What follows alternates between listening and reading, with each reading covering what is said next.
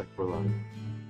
Hey, 317 is year one. How's it going? Good to see you. And you're the first one here. I'm just working late. It's 11:46 p.m. and I'm just going to be working on my game, and we can hang out. So, good to see you. So, hey everyone. I actually earlier today I was just working on this. This is my game Silver Falls Ghoul Busters. I think this is one of for people that enjoy my games, they tell me this is one of their favorites. This originally launched on the 3DS. It's currently only available on the Switch eShop, but a lot of people tell me they don't have Switch. Silver Falls is exclusive to Nintendo, but I'm kind of free to just make little free homebrew versions of my games. So I've taken the game that's currently exclusive to the Switch. It's free on the Vita, but right now it's only available to Patreon supporters. So I put the link in the description. So if you're on Patreon, you can download this and play it right now. It's the full game, totally free, if you're a Patreon supporter. When I have it fully finished, then it'll be free to absolutely everyone. But right now, this is an alpha ROM. And the reason being is because it doesn't have the save file implemented yet. And secondly, this is coming from the 3DS version. And the 3DS version had 2 screens on it, and you need the second screen for your items. So I just need to reprogram it so that the items appear on the screen, and then you can use the touchscreen to use the items. So this is an alpha build right now. So you can't save, you can't use your items, but you can just try it. You can play through the whole game. And so that's one of the things on my Patreon, is if you're a Patreon supporter, then you get to try out development ROMs while I work on them. Usually, I think probably give it another week or so. I just need to find some free time, and then I'll have the finished game out in maybe a week or two. So yeah, if you're a Patreon supporter, feel free to grab that in the link in the description. Yes, I'm in Australia. I'm in New South Wales. You're at school. Awesome. Hey, morning, Blue Bomber. Good to see you. I'm glad someone else is working on the Vita. Are you working on the Vita too? Vita rocks. Big Vita fan here, so yeah, go ahead and grab that. That's Ghoul Busters. People tell me this is one of their favorite games from me that they really enjoy, so yeah, fire away. Alright, let me know if the music is ever too loud at any point. It's difficult for me to tell here, so hope you're all doing well. I thought we could just chill and hang out while I do work. I'll probably be working until about 1:30 or 2 o'clock, so yeah. Hey, Elenon, good to see you. So I'm just working on the environments for Silver Falls Undertakers here. It's a little too loud. Just let me know. Fellow Dev here, about to start myself. Are you starting your workday? My workday's been, it's the whole day. Where am I? Where's my spawn point? I'm just going to check where my spawn point is. Hey, Dragor, good to see you. What do you think about Dan to Dan? Is that the anime? I think someone mentioned that to me before. I haven't seen it. I just need to figure out where I am real quick here. Okay. Where am I? Who am I? Does anyone watch Neil Breen movies? I like testing with my GameCube controller. It's fun. It's GameCube shape, but it's got a USB connection, so you can use it on the Switch, but it works great on the PC as well. I am here. I'm just going to test my shadow, my dark zone here that I put in here just to test. I've designed dark zones, you see where this area, so it helps me give the game a different vibe, and it makes certain areas feel more dangerous. I can sort of signal to the player, hey, this spot here is probably going to be pretty dangerous, so you know, be careful. Now I need to figure out why this light is not casting shadows, because this flashlight should be casting shadows. And I think it might be like a quirk of the platform. It shouldn't be doing that. I might have a tough time keeping up with the chat a little bit. I'm just gonna do as much work as I can, so what's up with that? No graphics. Is it because it's legacy deferred? What if I put that on normal deferred? That'll be fine.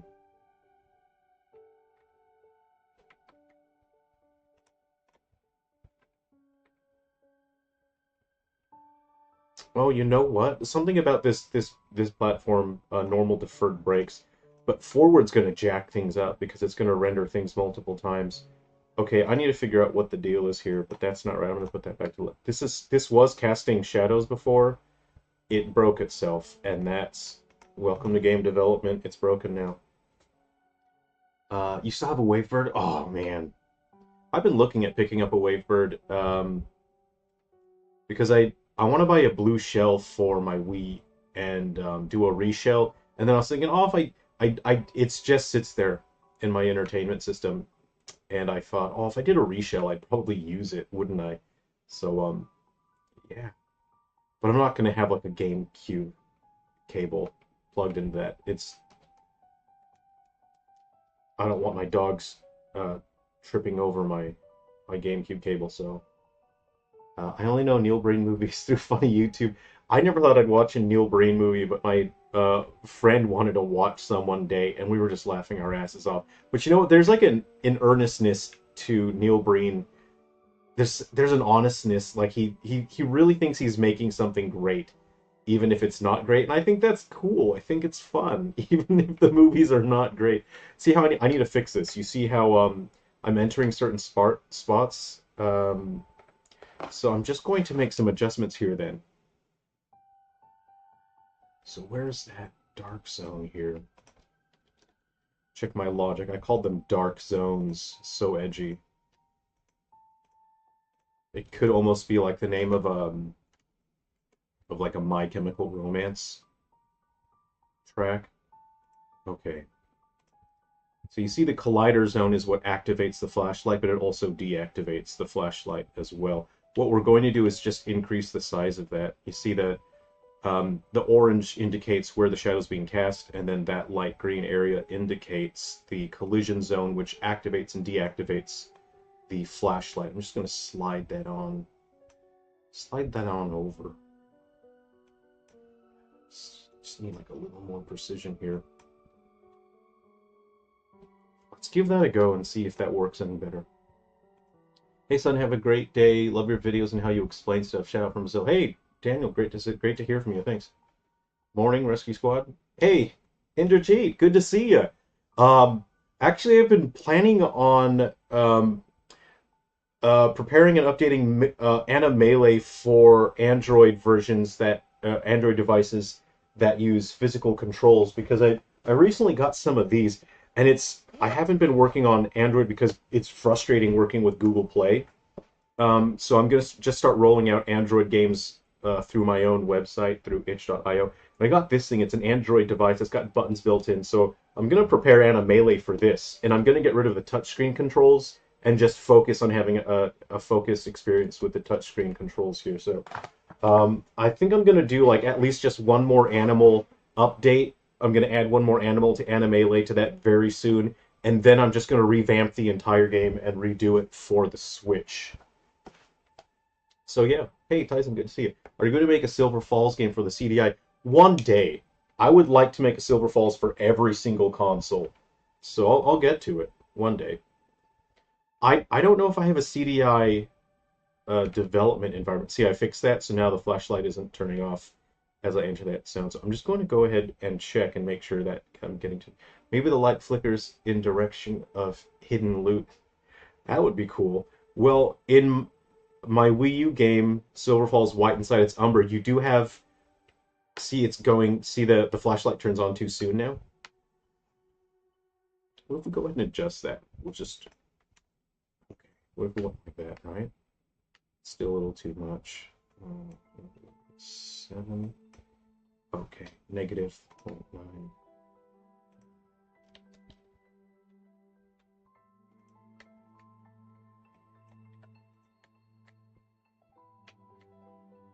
That probably seems okay.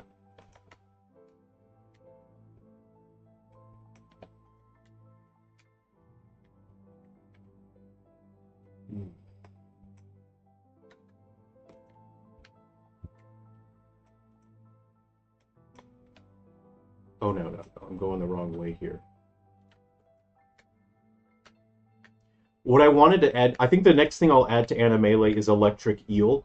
It was so difficult animating Snake. The last animal I added to Animelee was Snake. That was so hard to animate. I've never animated a snake before, and I had to do an entire move set. Whoa! Holy shit! Whoa! Purple Elite! Wow! Really? Thank you so much for that. I really appreciate that. Thank you so much. That's really cool of you. Thank you. Yeah, if anyone is just checking in, I've been working on bringing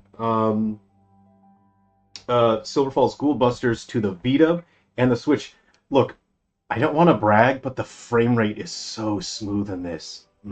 This game was hyper optimized because I was putting it on the 3DS, and I had to get it to run on the original 3DS, and it was a nightmare. I can't even. Some of you were here with me at that time, and you were probably here as I was making devlogs and pulling my hair out and saying, guys, I don't know if I can get this approved by Nintendo because this isn't working.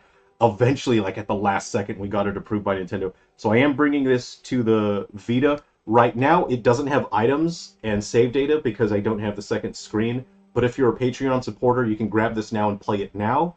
It just doesn't have save data and the items. But in a week or two, I should have it done, and then it'll have the save data and the items. So just have a bit more work. Hollow Ninja, thanks so much for that. Hello. Which game engine do you like to use mostly? Unreal, Unity, Godot? I'm getting better at using Unreal Engine 5. Nice! I'd like to learn Unreal. I'd like to learn more about it. I mostly use Unity. And it's because I used Unity before looking at Unreal, and then Unity kind of jacked up my brain. Because I'd worked in other things before. Like, I used RPG Maker, Game Maker. I tried making my own engine in C. I used a bunch of other things. I've used Objective-C, so I've used a bunch. And when I started using Unity, it was so difficult. It was really frustrating, and my brain didn't click with Unity at all. But eventually, Unity scrambled my brain, and then it made me better at using Unity. But because Unity jacked up my brain, it's hard for me to learn Unreal. I've tried digging into it. My brain has kind of been hijacked, so. Did you hear about Elon Musk being trolled by the chat in his live stream? No, I haven't. What happened? I was just thinking about your last stream while I was working on my own game. Hey, nice! What kind of game are you working on, John Hunter? What are your thoughts on using technology such as large language models in games, not to make the game, but as a system the game uses? I don't know. It would depend on how it's using that large language model and like what is it for, what does it contribute to the game.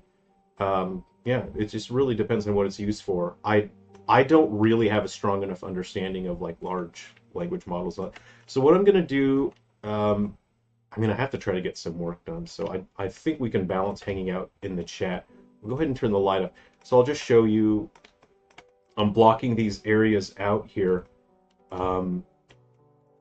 So I've blocked this out, right? Like to you, it might not be that clear. Like this is just squiggly lines, but to me, everyone can understand their own messy handwriting, you know. So what I'm going to do is now fill in the spots so I know. I've marked this out so I know which areas are supposed to be traversable. I don't know why I have a hard time saying that word so late at night. So it's 11 here. What time is it for you guys? So I'll grab this tree. I'll make my brush a little smaller here. Okay. How is Breath of Thunder going? I won't get to work on Breath of Thunder until I get a number of these games finished. And I really want to work on Breath of Thunder, but it's a big RPG, and I need to get other games out because I can develop these games and get them shipped much sooner. And I realistically need like 5 games selling and bringing constant revenue into my studio before I can work on Breath of Thunder. And it's frustrating because RPGs are by far my favorite genre. It's kind of insane that I haven't shipped a JRPG yet because that's my favorite genre. But the problem is they take so much time to develop. I created a framework for JRPGs so that I can make, you know, really complex, fun adventures that are mechanically deep and interesting, but it takes a long time, even just making the core content of the RPG. So hopefully I can get like 5 games shipped, and then they'll all be selling well, and then they can hold my studio over for like the 11 months that I need to make Breath of Thunder. And look, maybe I'll improve as a developer by then, and then I'll be able to make Breath of Thunder even faster. But JRPGs they're big. They are so big. On weird news, Vitali got lucky getting... I don't know what that means. Hey, good morning, Feeling Dandy. Good to see you. Do all of these trees have collision? How the hell does the engine handle that many trees without imploding? It's not that big of a deal, really. So Unity, that's something Unity is decent at. These are all on the tree system for Unity.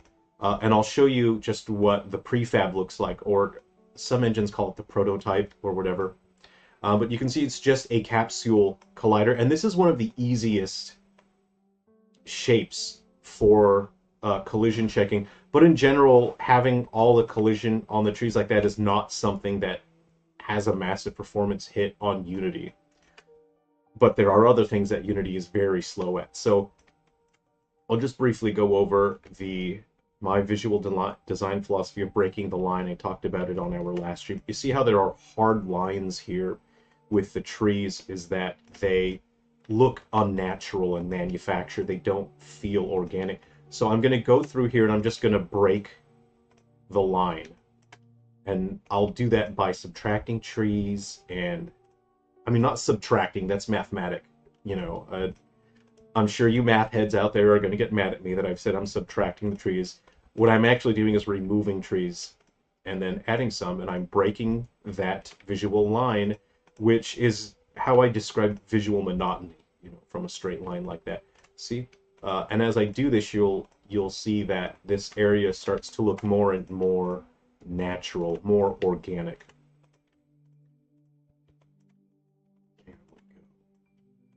Something like that looks more organic, doesn't it?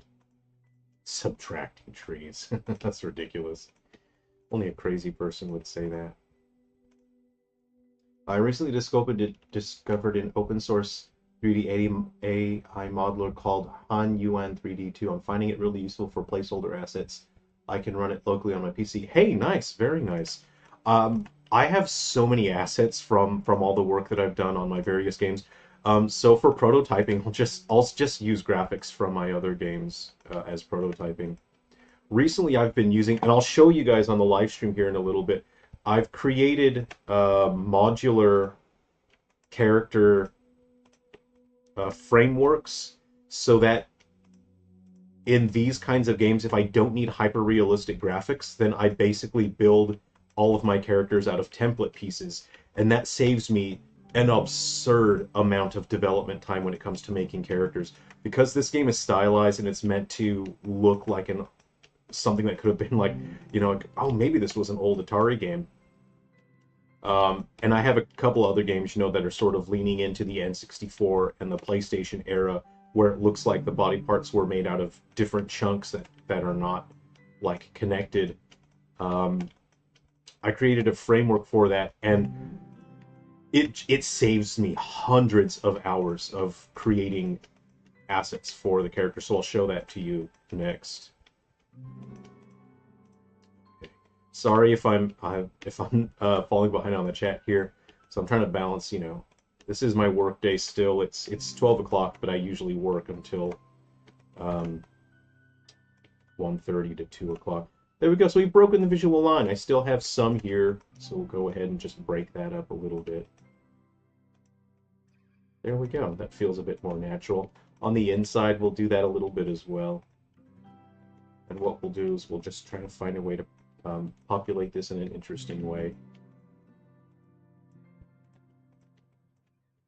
Okay. And again, just let me know if the music is ever too loud or too quiet or whatnot here. See, and I'm weirding myself out here because I know that the collision boxes on these trees are bigger than what the tree actually looks like, and that's because I want them to have the same collision box as the rest of the other trees. I don't want the player being able to sneak past here, you know what I mean? So let's go ahead and do that. See, that looks so unnatural. So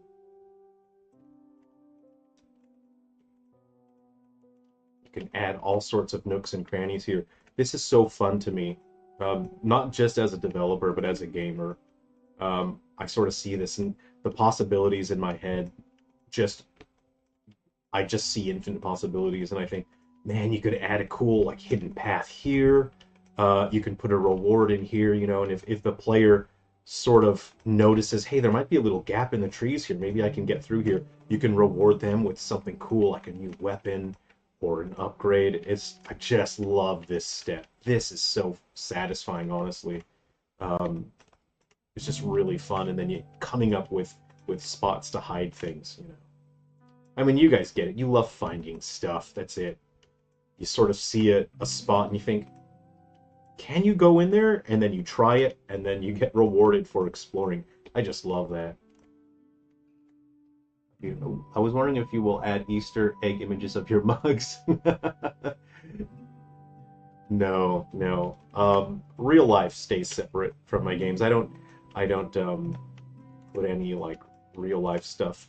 When it comes especially to my Silver Falls games, but for all my games, I just create lore for each individual game, so I get to come up with different products and, you know, brands and, you know, fake TV shows.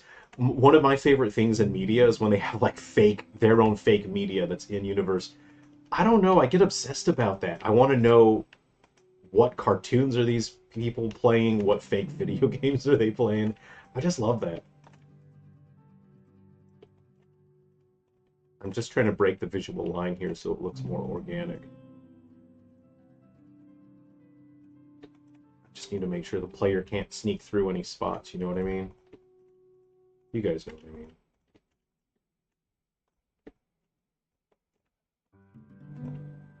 Okay, that's looking okay. And that's the boundary here. Okay. Yeah, that's looking good. Let's go ahead and test this traversal, and then I'll add some grass and some flowers. Okay, is there a way to enable the collision shape to be easier to design? What do you mean by that? The col shape, the collider shape, the collision shape? Unity has them all built in, but of course you can specify your own colliders. But the more polygons the collider has, then the more space it takes up in memory.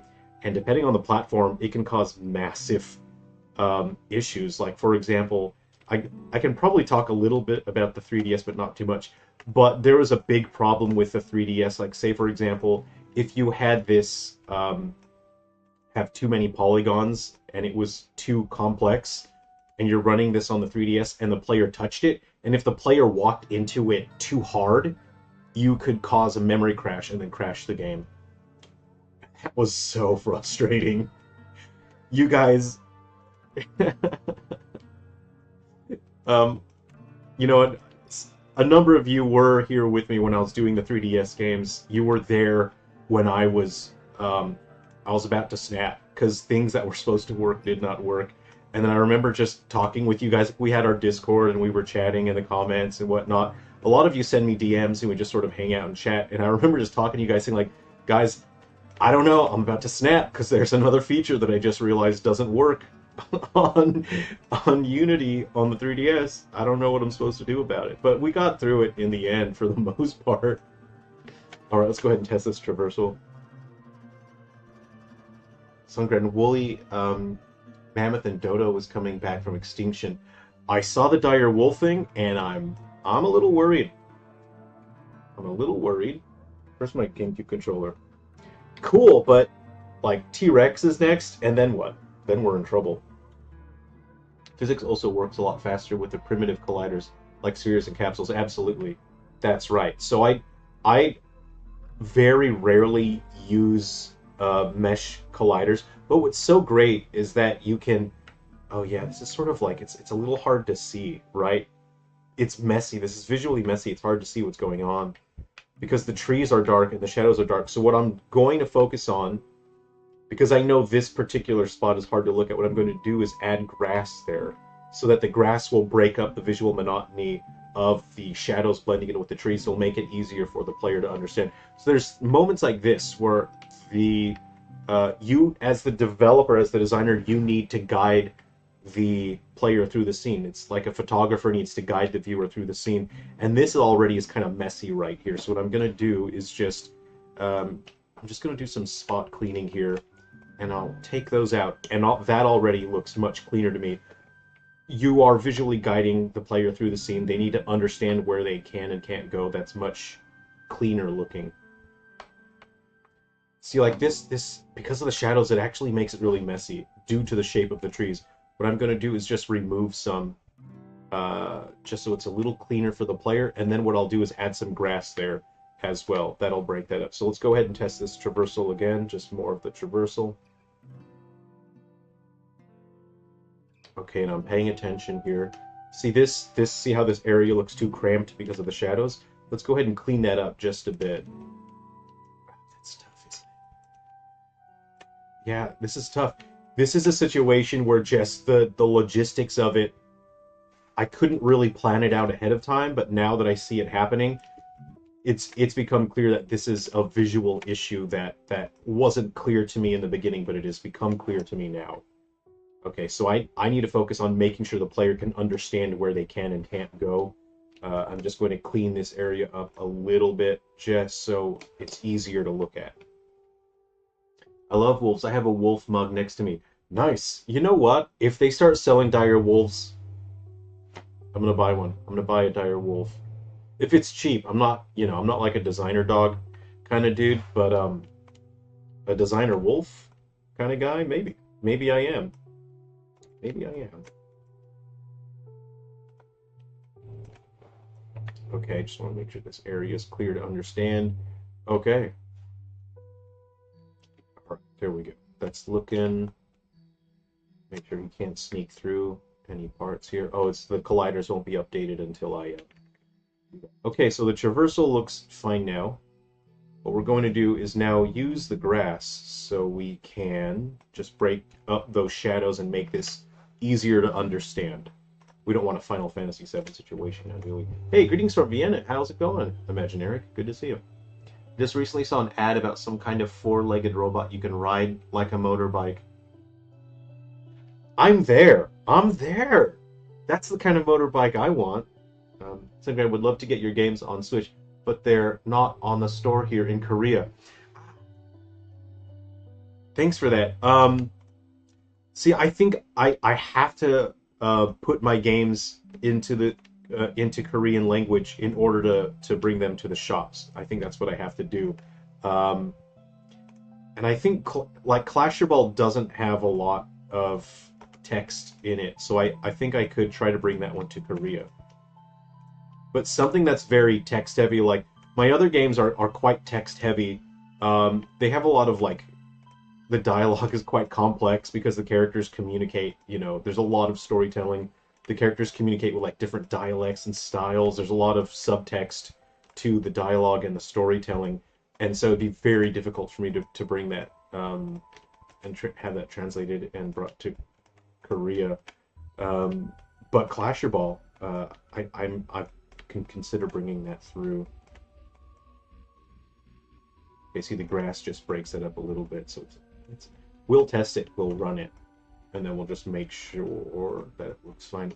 I'm a goofball right now. Sorry, it's late at night, I'm trying to read the chat. I should have been using the different colored grass as well. I should be using both, actually. Oh, I'm being silly. This area is supposed to be brown as well. I just don't have it painted right now. It's funny, my tone of voice right now sounds like no, I have a girlfriend, she's in Canada though. I can't meet her. The ground will be painted. It will be a different color. It's just not right now, but it will be a different color. Wild dogs will be proud to see their ancestors back. I kind of feel like there's going to be some weird, I think they're going to feel a vibe is off, Wyverns are more biologically feasible than dragons. Personally, they look better. So wyverns are the ones where like the wings are on the arms, right? And then the dragons have the wings sticking out the back. Because there's no vertebrates that have sort of 6 extensions, right? 6 limbs. There's no vertebrate that has that. But wyverns have the wings on their arms. Am I getting that right? Wolves are being reverse engineered to have its more feral calorie-heavy features and super non-domesticated instinct. I don't know. I don't know. It's all pretty cool. All pretty interesting. I think Jurassic Park warned us that some problems could happen. But if pet stores were selling dinosaurs and we kind of, if we figured out that it was pretty safe, I'd buy a dinosaur. I wouldn't say no to a dinosaur. I'd take a small one though. I'd take a smaller herbivore. Because I'm not gonna flex with like a velociraptor. I know you can, like in Jurassic World, they sort of made them look like they could be your pal a little bit. I don't think so, Chief. That doesn't sound right to me. So what's the Dilophosaur? Is that a small one? What am I thinking of? Am I thinking of a Campy? Oh, you know what? I'm suddenly having flashbacks to I had a Jurassic Park game on the PlayStation. I can't remember which one it was, but I have to look it up. I'm just having these flashbacks. I played the heck out of that, and I don't even remember what it was. But it had a bunch of different dino species in it. Dragons technically have 6 arms. There you go. Yeah, Sugar Glider is almost a wyvern. Oh, yeah! I was watching a video with, like, Sugar Glider and other animals. Sugar Glider. These things are cool, man. These things are neat.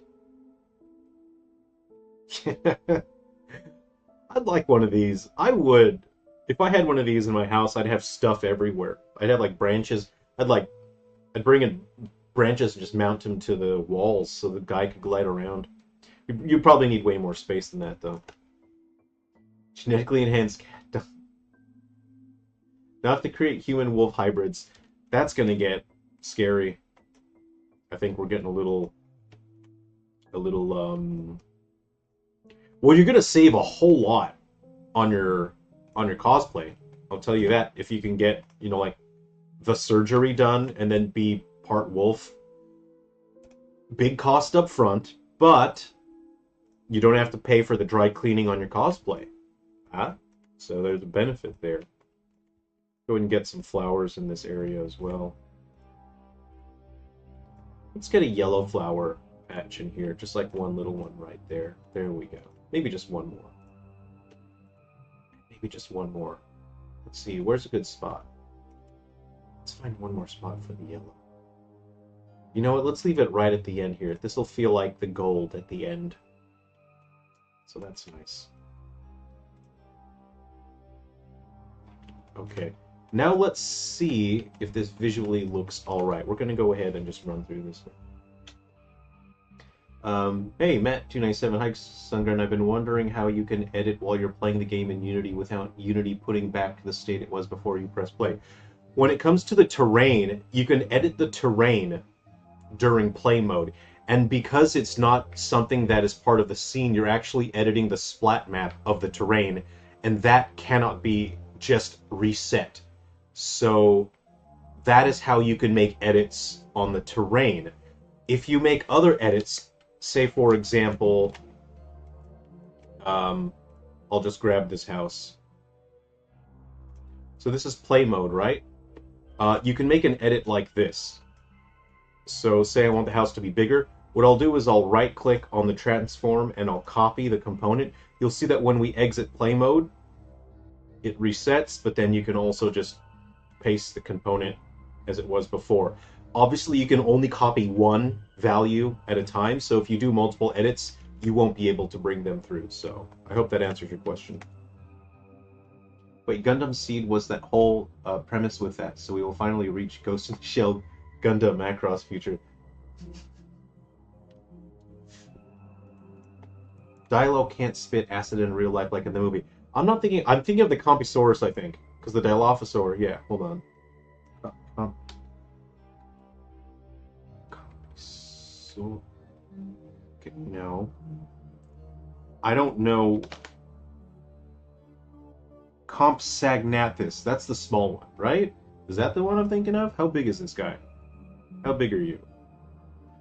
I feel so dumb. I was about to go to, just like, Google Images. But it's like, no, we don't have a picture of them. We just have, like, renders. Yeah, I'd take one of these guys. These are manageable. They might give you a nip once in a while, but you do one of the no, stop it. I think that would be fine. I'd take it. I'd have one. You don't want like three or four of them because they'll gang up on you. They'll form their whole own little thing. Um, they'll probably eat you in your sleep. So, okay. The domesticated version of that is the Tuco. Huh. Thanks a lot. I didn't know that terrains had that feature. Yeah, go for it. It's really convenient. But as you saw, if I edit the trees, the collision data stays there during play mode. When you exit play mode, it'll update the collision data on the trees. So, yeah, this looks a little more clear now because the grass really breaks that up. It makes a clear delineation between the trees and the grass. Hey, Gex, Mo, how's it going? Good to see you. You could practice dinosaur training by adopting a cockatiel. Well, cockatoos are basically dinosaurs. Like, they are jerks. They have so much of their own free will, and they will jack you up if you upset them. So, a cockatoo it's already a dinosaur. It's the most dangerous kind because it can just fly off and go wherever it wants. This is looking all right to me. Cool. Cool, cool, cool, cool. Here's our yellow flower patch, our gold at the end of the tunnel. So this, I'll put upgrades and stuff in here. So this game does not have dungeons where you enter, a cave and whatnot. I wanted the game to have its own feel and to still stay true to the spirit of Atari 2600 games. And in Atari 2600 games, you wouldn't have had that. You would not have entered a cave and then transitioned to a new area. You basically just have, one screen, but it's all one whole environment. It's presented as if you're one massive world. And this original game, this is a remake of one of my earlier games. It was just one area, so I want to stay true to that. It gives it a very specific feeling, and you change small things like that, and it changes the identity of the whole game itself. You mean Emu, the Australian angry raptor peacock? You're thinking of the cassowary. They're cool. We have them here. They're neat. This is a cool thing. I just like to imagine that it's like razor sharp. If this was a Pokemon, this would be razor sharp, and it would do like a headbutt. It could like slice people. That's a cool bird. Let me know if the music's too loud or too quiet. Imagine if aliens reconstruct humans from their remains. If like 1,000 years from now and we're not here and aliens try to reconstruct us, but it's like a Jurassic Park situation, that'd be just great. Okay, I'm feeling fine about it. Let's go ahead and test this. We'll grab some enemies. On my last stream, I shared a little bit of the logic of how my enemy spawning works. Where am I here? Here. Ooh. So, I treat these groves, I refer to them as groves, and I treat these as dungeons. So this is where the player enters, and I chuck in, this is where the player's going to get sort of pincered by enemy attacks. So how this works, this is an enemy spawn point. How it works is you have the distance point, and as long as the player is closer to this thing than the distant point, then this thing will try to generate enemies. You can see here I have the values, intermittent spawn, so every 2 seconds it will attempt to spawn an enemy. It will check the player, how close they are to that. If it spawns an enemy, then the spawn point has to wait 30 seconds before it can spawn another enemy, and then you can define how many enemies spawn in that time. Let's just make it one. It'll spawn one enemy at a time. You can have reserves, so that after it spawns 4 enemies, no more. It's run out of reserves, but you can reset the reserves after a certain amount of time. And I do that consideration because I want the player to be able to clear an area. That's a form of incremental progress. You let the player feel like they've progressed by clearing the area, but they may want to do level grinding or grind for materials or item drops. So I let that reset. So that's in seconds. So after 320 seconds, that'll reset. It'll refill the reserves, and you can change that value to whatever you want. And this is the point at which the enemy actually generates. So let's go ahead and put it here. We'll have it... No, I want it to feel like they're coming from inside. I'll have it come from here. Yeah, I'll have it come from here. Okay. Let's go ahead and grab a second one. Oop. Right here. We'll grab the distance point here, the distance point. Something like that. As long as they're there, then the spawn point can be up here. Over here. This game is also designed so that the enemies can walk through trees, so it doesn't matter where I put the spawn point. The enemies in this game will always be able to walk through the trees. Okay.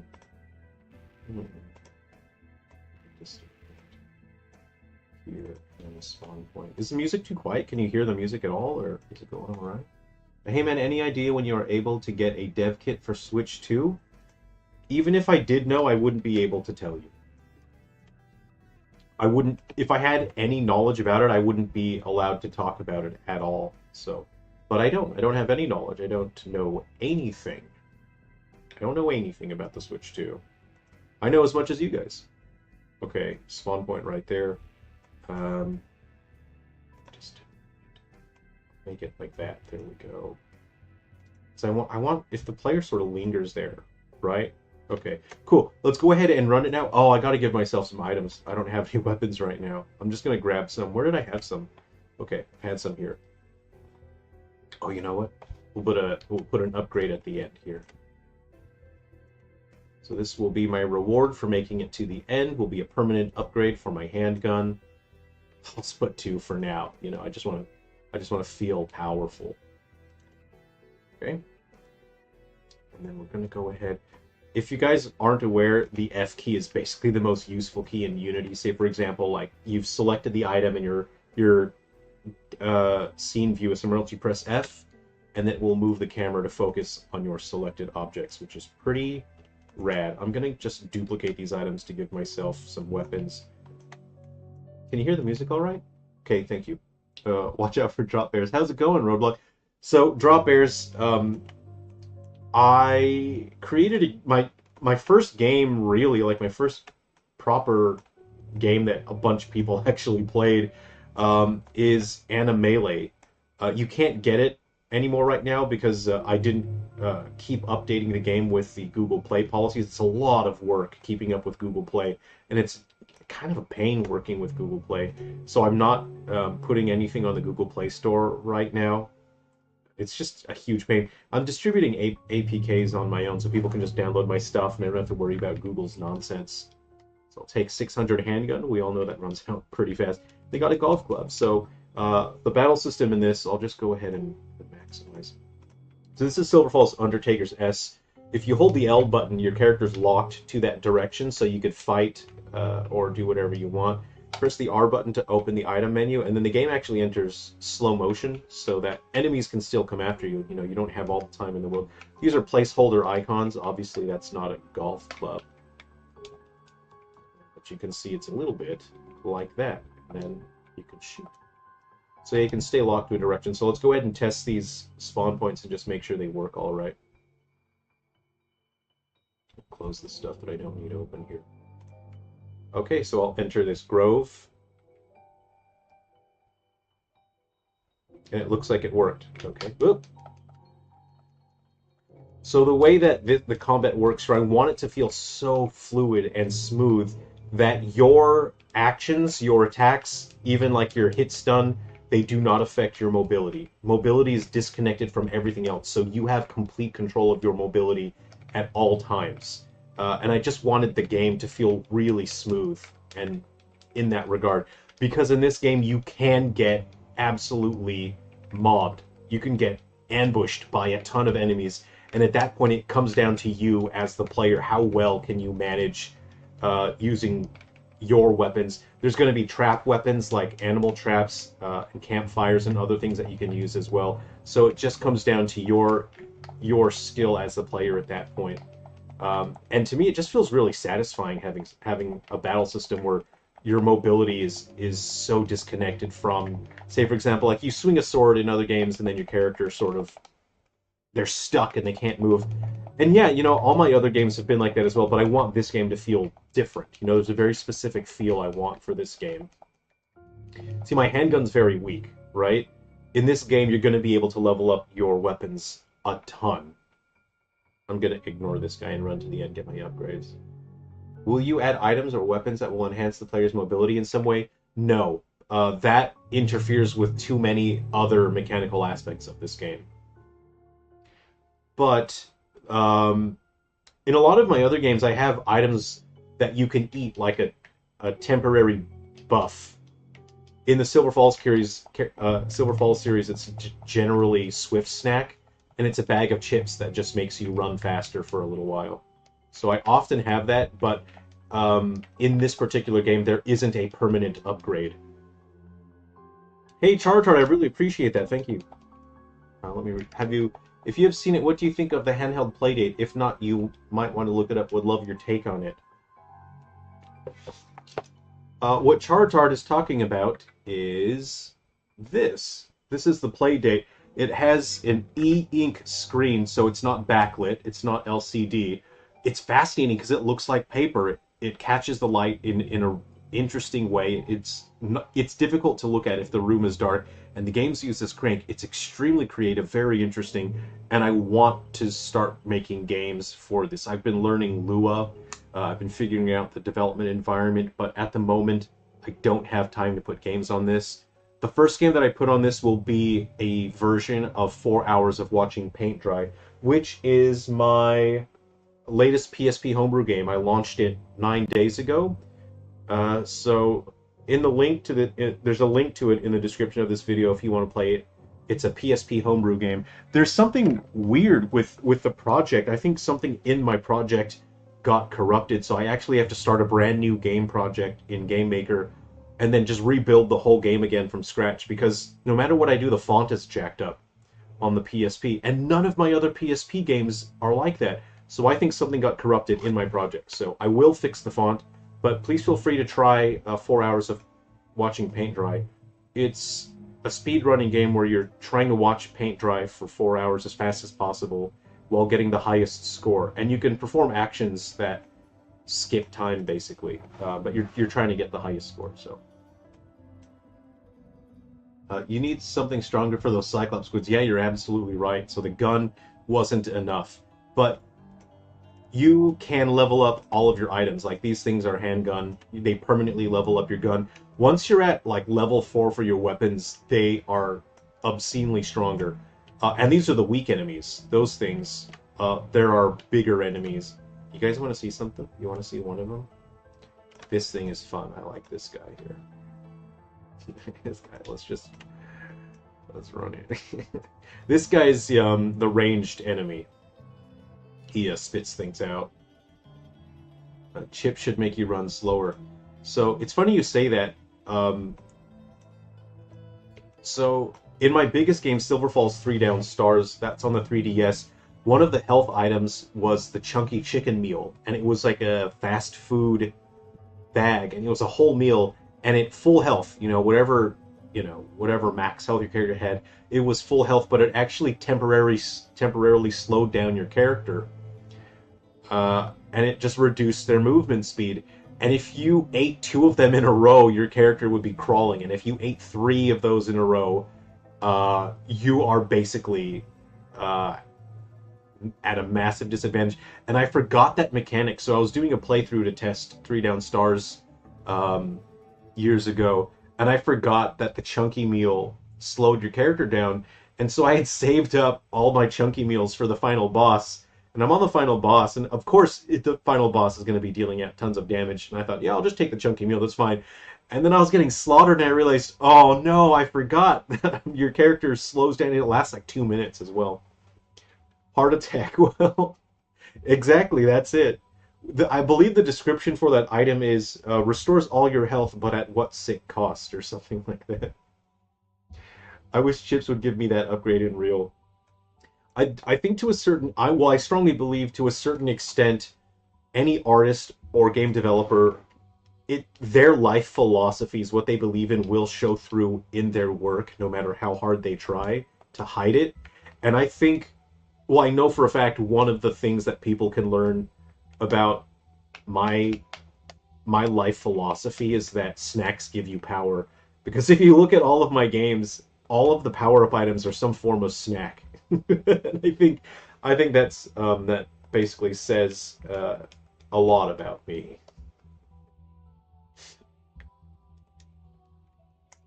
But yeah, there's a heap of other weapons as well. You know, there's shotguns. I'll bring myself over to the weapon pile and I'll show you what I got. But that guy's fun. He's you know, you see this enemy in higher quality in the other Silver Falls games, but this one, of course, you know, I tried to make it low poly and creepy. Let me see if the high poly count one is here. Let's see. What's that one look like? Yeah, this enemy is creepy. What do we got? We got the high quality material here.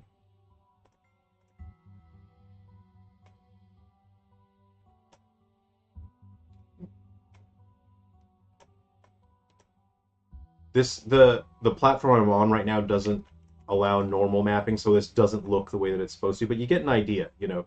This is close to how it looks in the other Silver Falls games that have the high definition realistic graphics. And then this is how it looks in this game. You know, I want the enemies to feel like they belong in this environment with this low poly look. Yeah. The enemies in Silver Falls are pretty gross. My favorite Power Snack IRL is those little swirly chocolate tubes.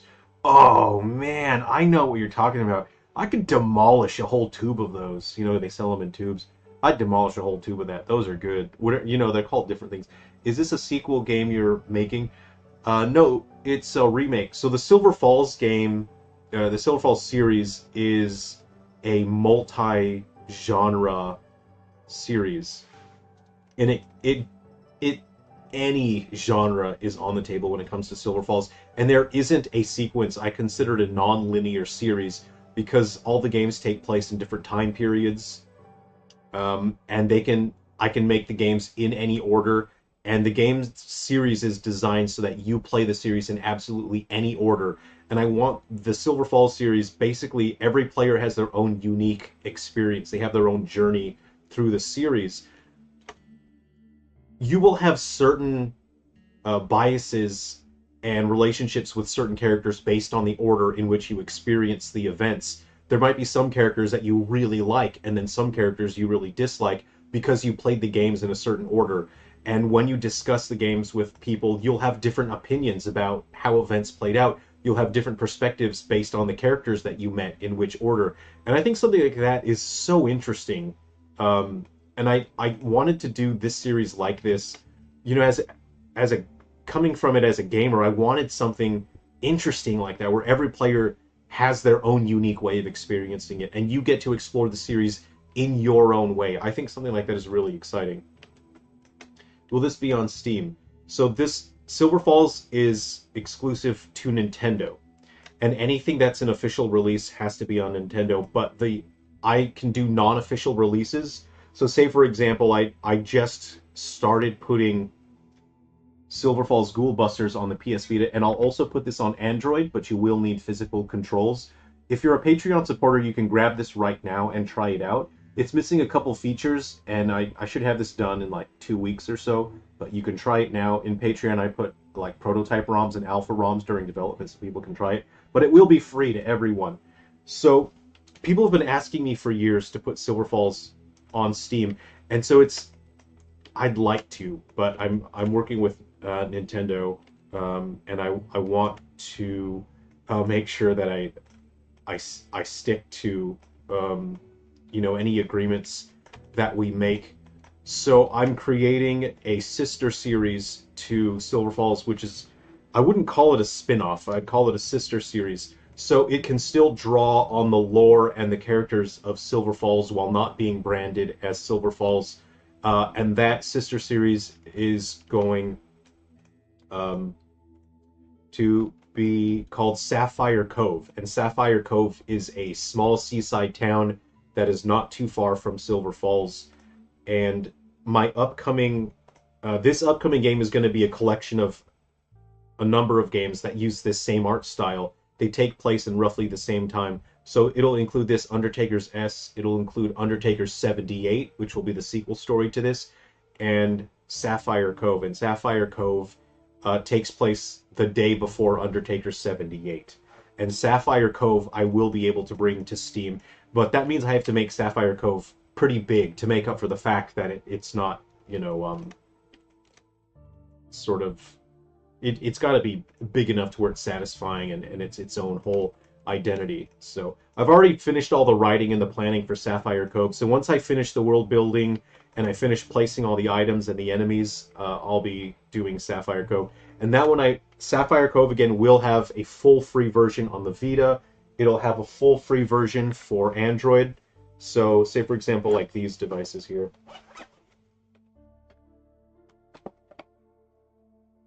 So this is Android. It's got the buttons built in. This is the Game MT E6 Plus. The shoulder buttons are so comfortable, guys. Look at the shape of the shoulder buttons. The L2 and R2. Oh, man. Your hands just sort of slide down into them in a comfortable way. Really nice. You know, so it's so comfortable. I really like that. So I have a number of Android devices like that I'm making sure my games are optimized to run natively perfectly on them. So I'm making a lot of adjustments for that, and I'll be doing reviews and making recommendations. I hope Animelee gets a port or something. Yeah, I will update Animelee, and I'll bring it to these devices, and I'll update it, and I will add Electric Eel. There's two animals that I super, well, there's three. I wanted to add Narwhal with tipping mechanics on the horn. I really wanted to do Octopus, but I feel a little intimidated because I know animating all those arms for a full move set for a fighting game for an octopus, it's gonna be a challenge. And then I really want Electric Eel, and I'll add Electric Eel. I'll get Animelee updated, but I really want to redo the whole game and put it on the Switch, so I'll do that eventually. Have you seen the 1X player, 1X Sugar? I have seen it, but I can't remember. I'm gonna look that up. 1X player. Let me just look that up. 1X player.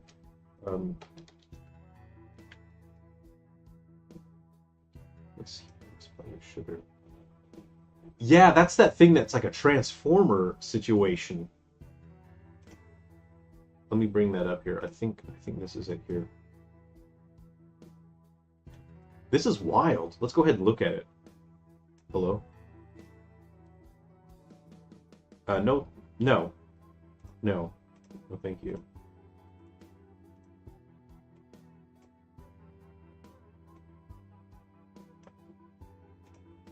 Oh, the music's from my first Silver Falls game right now. Let's find something more chill.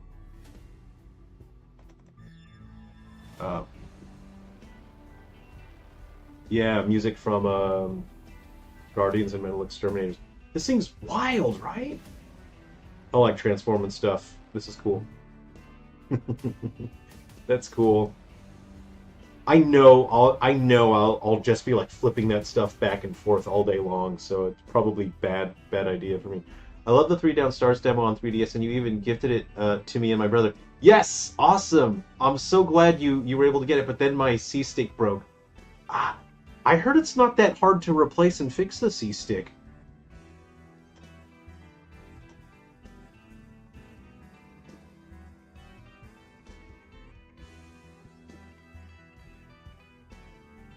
That thing looks awesome. Oh yeah, absolutely. I'd be flipping the thing back and forth all the time, though. It would probably be problematic for me.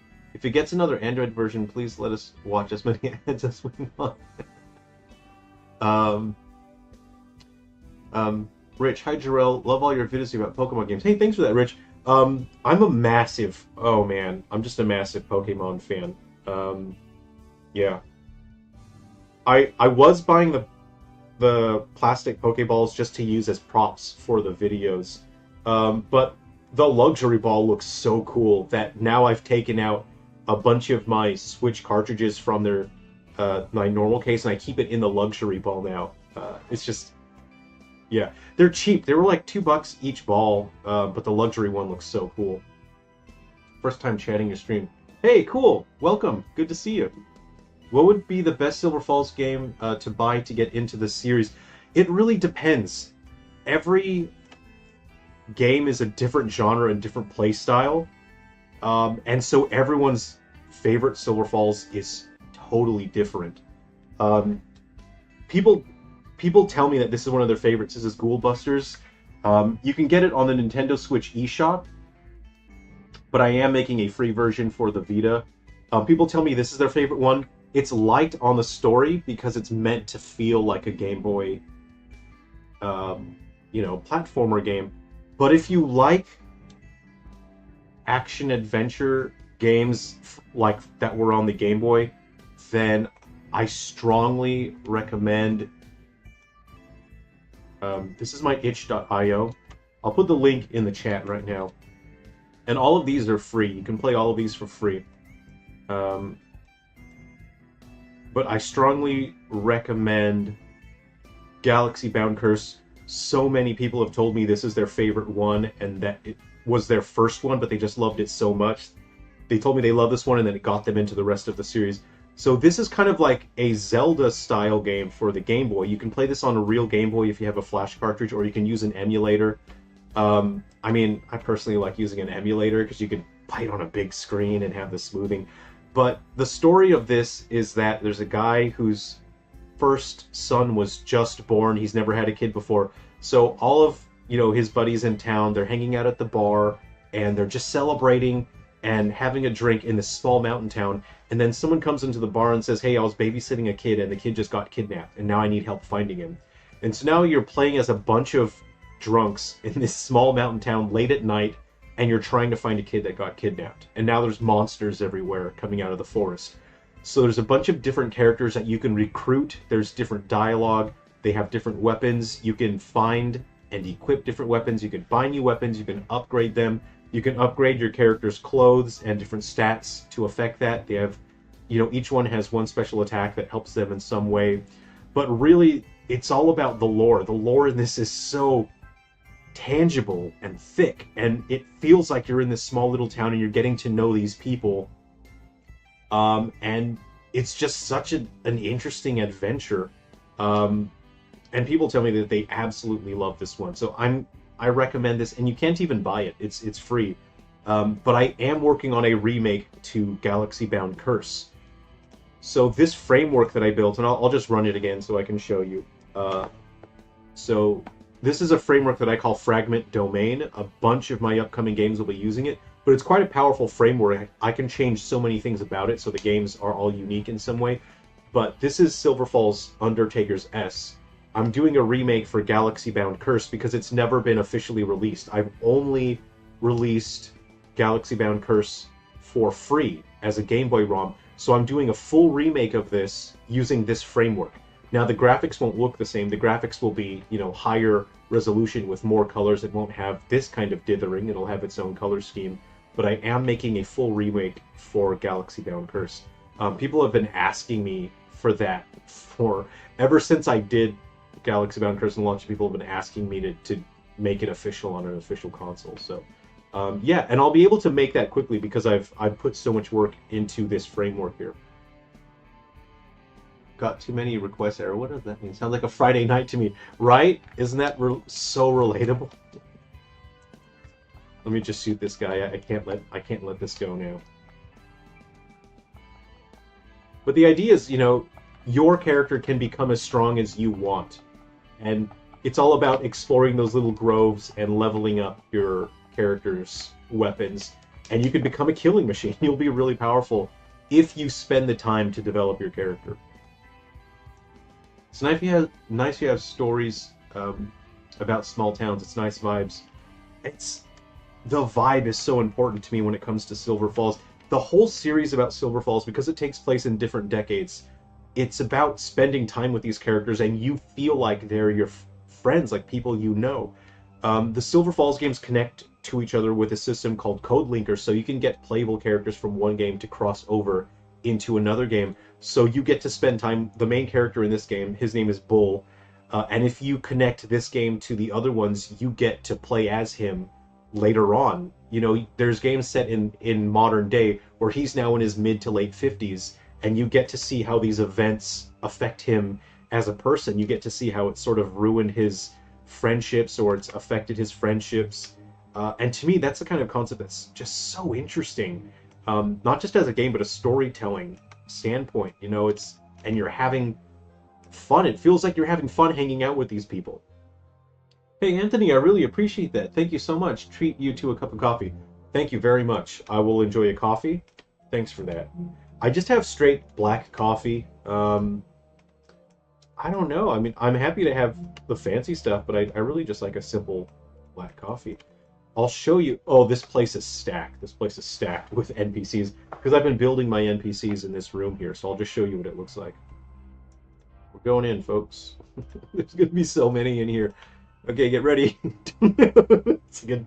It felt like really scary for a second in this room.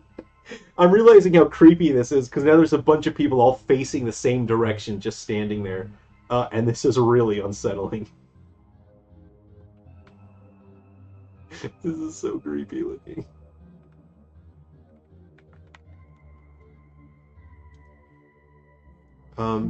Did you play My Summer Car? Yeah, Black Coffee Enjoyer, thank you. My Summer Car? No, what is that? Let me look that up. My Summer Car.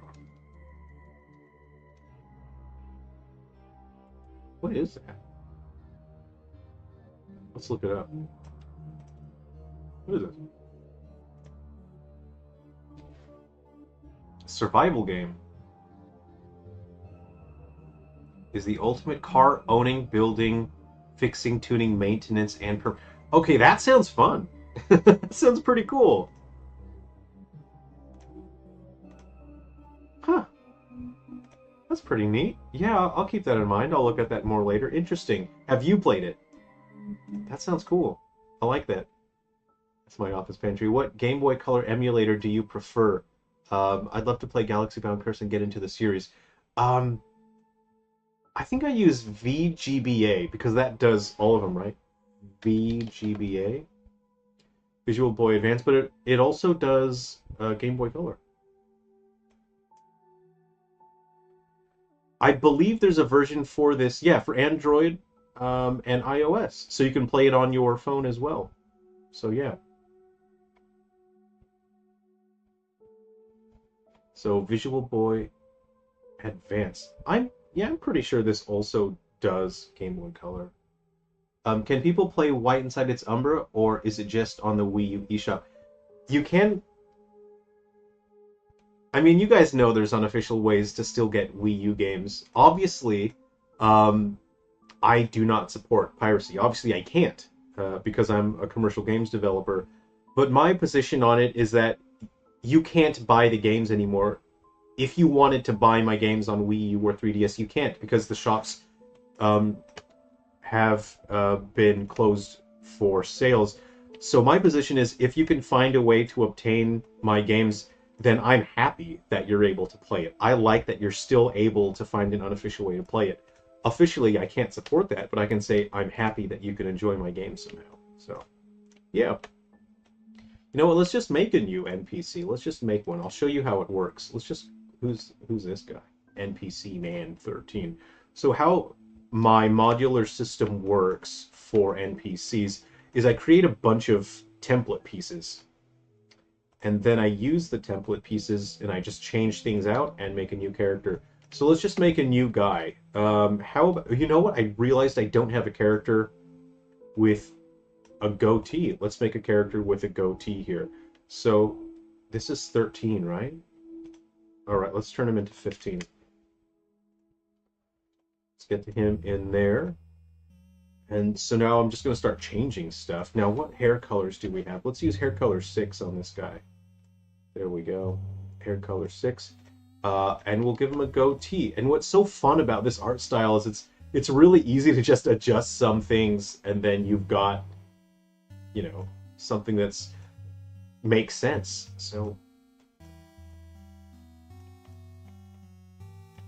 We need the sides, don't we? Okay.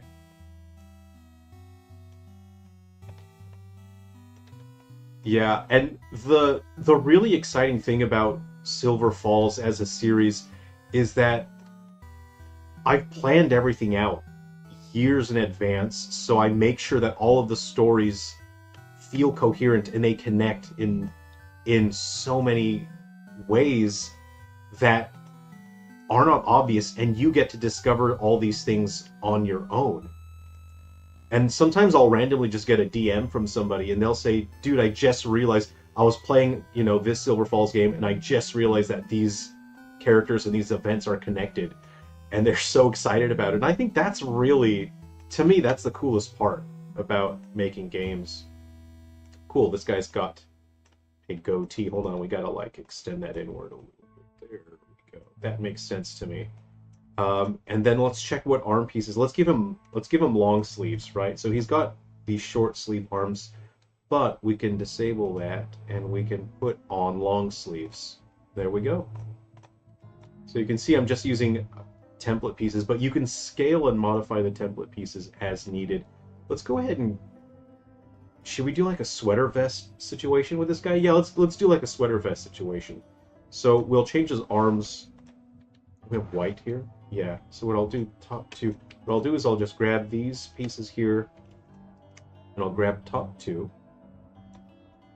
And now he's got white sleeves, and we'll pick a different color for his top. Let's see what we have here. I mean, I can pick them from other areas as well, it doesn't really matter. Let's give him a blue shirt, blue sweater vest. What number was that, 5? 8? I'm guessing here. I didn't pay attention. We're going through the list. I feel really silly right now. I didn't pay attention to what number. 7. Okay, let's see. Silver Falls feels like a blend of Life is Strange and Resident Evil. That's the feeling I got from 3 Downstairs. Hey, that's an interesting...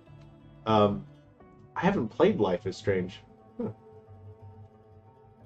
Yeah, and for me, I love the challenge of just coming up with different gameplay styles. I want to come up with interesting mechanics.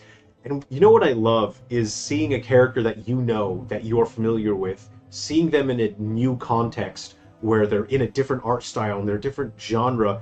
I think that's so cool. I just love that so much. I'll put on music that's a little more chill here. Let's give him brown pants. Let's give him brown pants. Okay, what do we got here? Let's give him those number 8s. Bottom 8. Bottom 8. And see, I'm approaching this as a character designer. I really don't like that the shoes are so similar to the pants. Hey, do you guys want to give this guy a mullet? Let me know in the chat who wants this guy to have a mullet. So I don't like that the shoes are so similar to the pants. What I'm going... Because then you can sort of misconstrue that as having, little footy pajamas. Let's go ahead and make his shoes black. Feet 3 here. There we go. Makes sense. Yeah, mullet. And glasses? Okay, mullet and glasses. We're doing it. So I'm not sure if I have that hair piece in there. I think I do. I should have that hair piece in there. I think it's hair medium. We're going to Mullet Town, baby! Yeah. All right. And you want glasses, huh? Okay.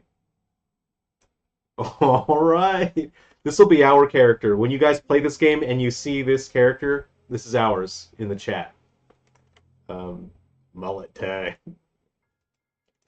Love heart sunglasses. See, I can't do that because it breaks one of the rules for this art style, and that having heart-shaped things would be too much definition. And I need to stay true to the rules that I've set here for the visuals. So luckily, I already had a character with glasses, so I've just copied those glasses and pasted them. I've pasted them, but you see that the positioning is different. I'm going to reset that, and then it gives him glasses. There we go. This is our dude. But I feel like the glasses... Yeah, there we go. That's our dude. I'm going to run it now, and we'll see he already has all of the logic. So how this works is I set up a skeleton that has no mesh attached to it. This skeleton has no mesh. Or I had it rigged up, but it's removed, and I've replaced the mesh with all of these components. These components are stored as children of the various objects that serve as bones. These are the bones, and the bones have these objects. So say, for example, I have dress in there. If I turn that on, you see it's like a long dress, but I can modify. You can create shorts for them. And that has all of the animation logic. So you can see it only took a couple minutes to make a new NPC. And in this art style, it's totally fine. If you're going for a hyper-realistic art style, you could tell that it's really cheap and it looks the same, you know. So there's our guy. That's him. And this way I can make this style of game very fast because there's a lot of NPCs and I don't have to model them externally. Let's bring him inside where we can see him in full lighting. And what we'll do now is we'll just apply. Okay, this is our fella, our dude. Put him in here so we can see him with full lighting. Okay. Join the cult of tea. Cult of tea, everyone. Put him in here. Sunglasses. Oh, you want sunglasses? Have you slept? I slept yesterday. It's 1 a.m. There we go. There's a guy. So now, I think if I talk to this lady, I think there's an event that'll pull the camera in close. If I talk to her, we might be able to get a closer look at our dude. Yeah, there we go. We can see him closer now. Yeah, he's got a sweater vest situation on and glasses. Nice. Did you come here for the pancakes too? Oh, I'm just using like a default script here. Fill me up with them pancakes, man. Okay, cool. We got our mullet, dude. Now, is the mullet long enough for you guys? Are you happy with the length of the mullet? Are you guys happy with it? Is that good? Hey, Jason. Great. Good to see you. So the camera ever get close to this? Yeah, it sure can. I'll show you how it works. Okay. Actually, I'll just give this guy an event here real quick.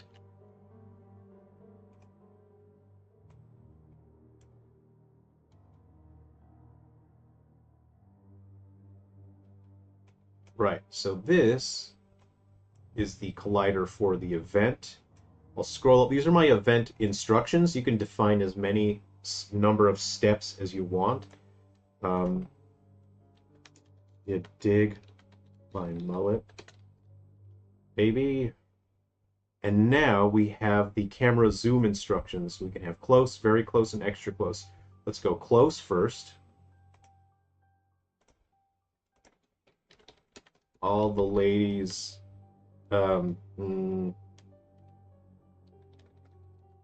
really dig my look. You feel me? Okay. So that one will go very close, and then we'll go extra close. How about that? We'll go extra close after that.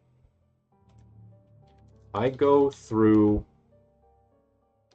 1 can of hairspray every week. Okay, we'll save that. We'll run it, and then we'll see. That's why I always enjoy games that try new or exciting gameplay styles. Yeah, I just really enjoy stuff that's weird, you know? No, I don't want to... Oh, yeah, there we go. Oh, you know what? It's, I didn't define which actor was there, so it's actually rotating the lady instead. So, actor animator, rotation target, it should be this guy. And the actor animator should be this one. And what we'll do is we'll let him have an animation as well. So we will go to our animation instructions. This is my framework. This is called Fragment Domain. I'm using this for a lot of my upcoming games. So we'll go to animation on character gesture instructions. We'll go ahead and open that up. And then we'll just reference himself. No, I think I can go self. I'm not sure if I set that up correctly. We'll look at it later. Let's say, yeah, we'll talk 1, and then we'll just see if that works. And then number 2, we'll do another character gesture animation. Oh, you know what? We'll do 2. We'll let the player have one as well. So we'll go player. Target ID should be 0. That's the first player. And we'll have agree. And then self will go, let's see, waving, I guess. Let's try that and see. Screen effect is actually putting in a lot of work for the aesthetics. Absolutely, you're absolutely right. That was something that takes a lot of fine-tuning, because this sort of low pixel density dithering, if you're not very careful with how you manage it, it can cause eye strain and be uncomfortable to look at. So I put a lot of work into this. So you see, he doesn't have a particular, he doesn't have the right logic. So what I'm going to have to do is just set that up really quick. Whereas this character was set up to have the logic. It's the Sun Grand Soul, the event. So I'll go ahead and just fix that now. There we go. What you're meant to do, go to the actor, take that out, just grab this guy. Where'd he go? Was it down at the bottom? Drop him in there, put him in the actor. Grab that NPC event. Oop. I just butchered that. That's fine. I'm just sort of blasting through this here. Okay. All right. Now, what I'm supposed to do is you go to your animation instructions, and then you can reference this. There we go. Number 1 and number 2. Fragment domain self, and then this guy, you need to make sure that you do have the right animator referenced, which is character animator. This one. If we run it now, it should work. I just need to make sure that is in the right position. Okay. Okay, let's run it. Where are you from? I'm from California originally. I'm a rural mountain guy. Huh, it's referencing that one still. Hold on.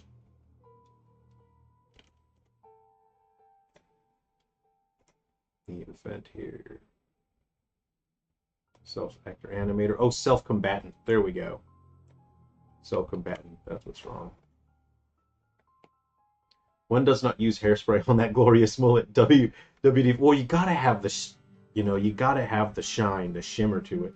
If we talk to him now, there we go. See, now he's animated. His head moved. You dig my mullet, baby? There we go. All the ladies really dig my look. You feel me? Oh, we get real close in there. I go through 1 can of hairspray every week. Hey, Matt Carter, good to see you. Are they all standing and looking in the same direction? Yes, it's creepy, isn't it?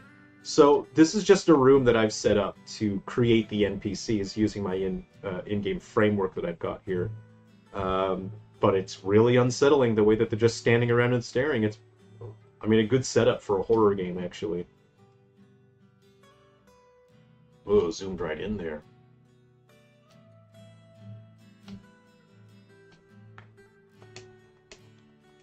So there's so much connection between the characters and stories. This game takes place in the early 70s, and it has so many connections to the games and the characters that you meet these people later on. You spend time with these people when they're adults, in the modern timeline, and it's so satisfying because you learn about these people when they're young. You've spent time with them, you learn things about them, and then you go and spend time with them when they're adults, and it feels so satisfying because you know about them and you know about their history. And it feels like you're catching up with an old friend, and I think that's why people really like the Silver Falls series. It's kind of satisfying. What brought you to Australia? A woman is what brought me from the US. I just wanted to put myself through an education and not be in debt for the rest of my life, and I wanted to start my own game development company. As you walk by them, you should make a slight rotation towards you to indicate them glancing towards you to pass by. Absolutely, you can do that. You absolutely can. Yeah, it just takes manual work. But something like that does have a performance cost. That does have a significant performance cost on certain platforms, and I want this running on Vita as well, so I want to keep things pretty light. Just wondering, is there a way for someone to send you their own game character designs and you critique, roast them, and give insight? Well, I wouldn't roast. I would only ever be helpful. I do have a Discord. I don't have it on me right now. I'll put a Discord in the in my next video. Did I just break this? These are replaceable, right? They've got clips on them. One of the clips came off. I think I just broke it. Ah, well, that's life. That happens. Nothing lasts forever. It still goes in. One clip's enough. Just don't use that for Smash. Oh shit, image a Twilight Zone episode, or probably imagine, where people get to this bar and wherever someone looks in any direction, someone looks in any other direction, something horrible happens, but no one else can see it. That's cool. You should write that. That's an awesome idea for a horror episode.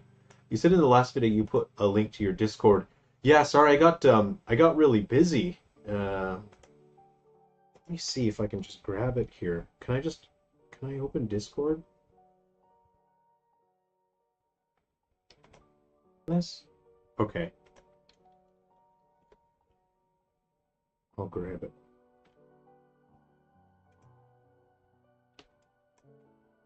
Hopefully it automatically enters. Should automatically go to streamer mode automatically. Okay, let's go ahead and start filling out. So I've shown you how the characters look. We have a new guy. This is going to be our guy. From where am I? Hello? Hello? Let's just start filling this area in a little bit. I mean, I have to get some work done, huh?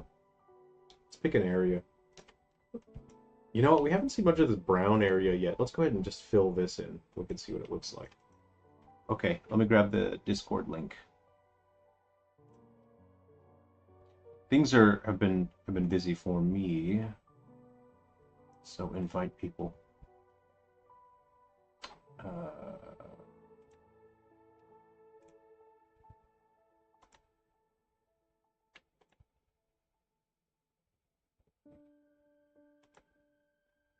Where is it?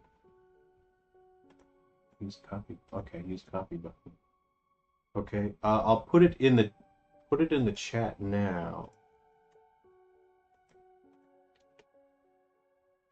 What? Sorry, my internet's going weird here.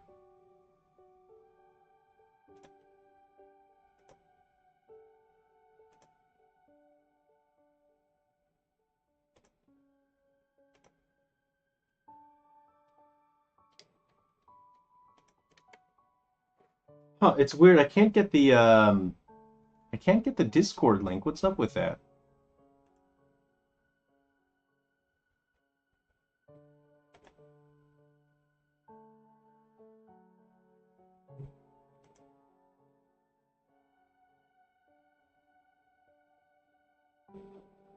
I don't know. It says it's. I'll have to ask some of the guys that help me run the Discord here. I think we were probably getting a lot of harassment from people. I think that may have been it. You know, the people that wanted me to join their hate mob for Nintendo, and then I had no interest in joining their fun little baby club to do hate mob stuff. So I think they mobbed the Discord. So they put the Discord on private. So I think we'll have to leave that private for now. Sorry about that. Oh yeah, you were having an issue with the Discord. I think that's what happened. Jason, yeah, the characters in Silver Falls games look and act like actual real people. No bolter punching superhumans.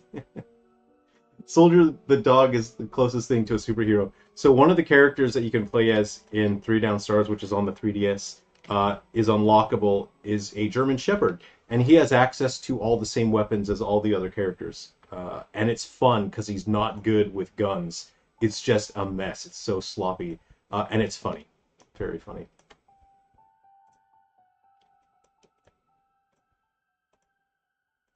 So,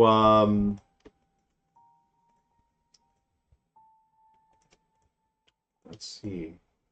We're going to fill those in, and then we're just going to sort of clean it out a little bit.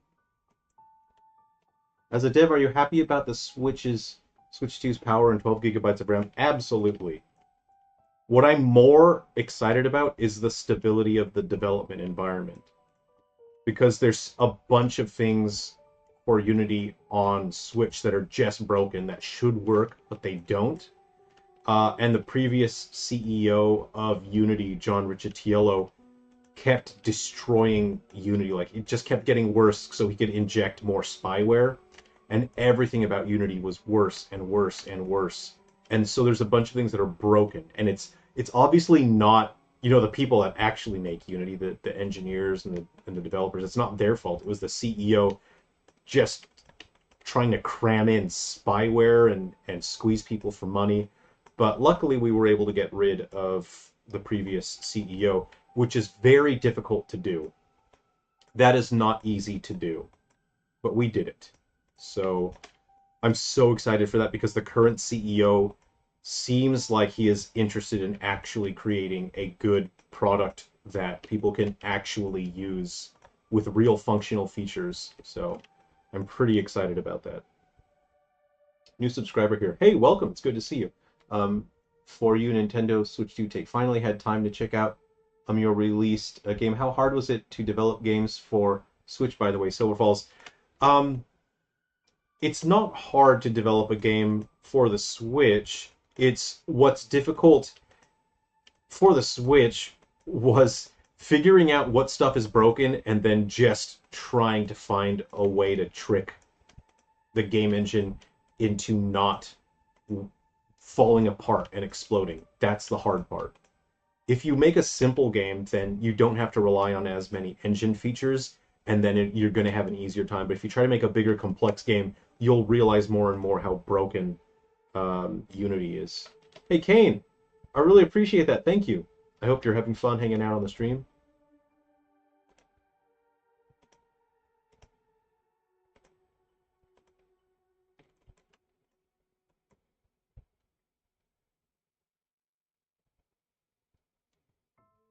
How come you still stick to Unity? Because the positives outweigh the negatives.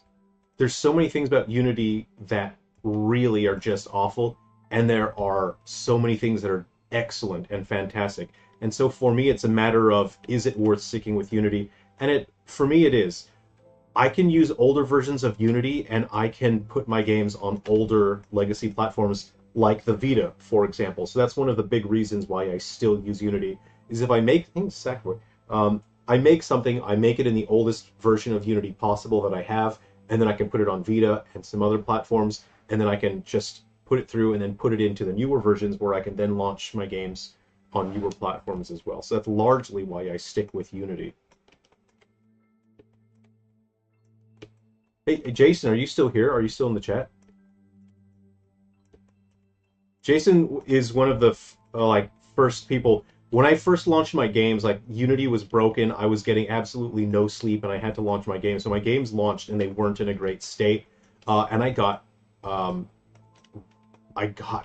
so much harassment and hatred from reviewers that were like, they were brutal. They didn't review the game in a way where they were helping people decide whether they would like it or not. They used my game for like hate content, and it really sucked. It was the worst feeling in the world, and I thought, oh crap, this is the internet. There's nothing you can do about it, and that's just how it is. And so I basically got no sales on my game. I got a handful of sales, and it was like that for the first year. And I was thinking, like, well, I couldn't handle Unity for 3DS. I couldn't make it work for me, and I just have to move on to a different project.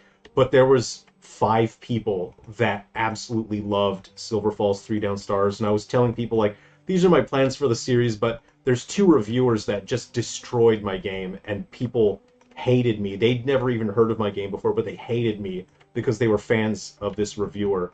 And I was getting like daily insults and harassment from people that never even saw my game. And it was a real bummer. So I learned a lot of lessons from that, and I just learned that you're going to have to accept you're going to get harassment if you're making and publishing games. It's just how it is in the modern day.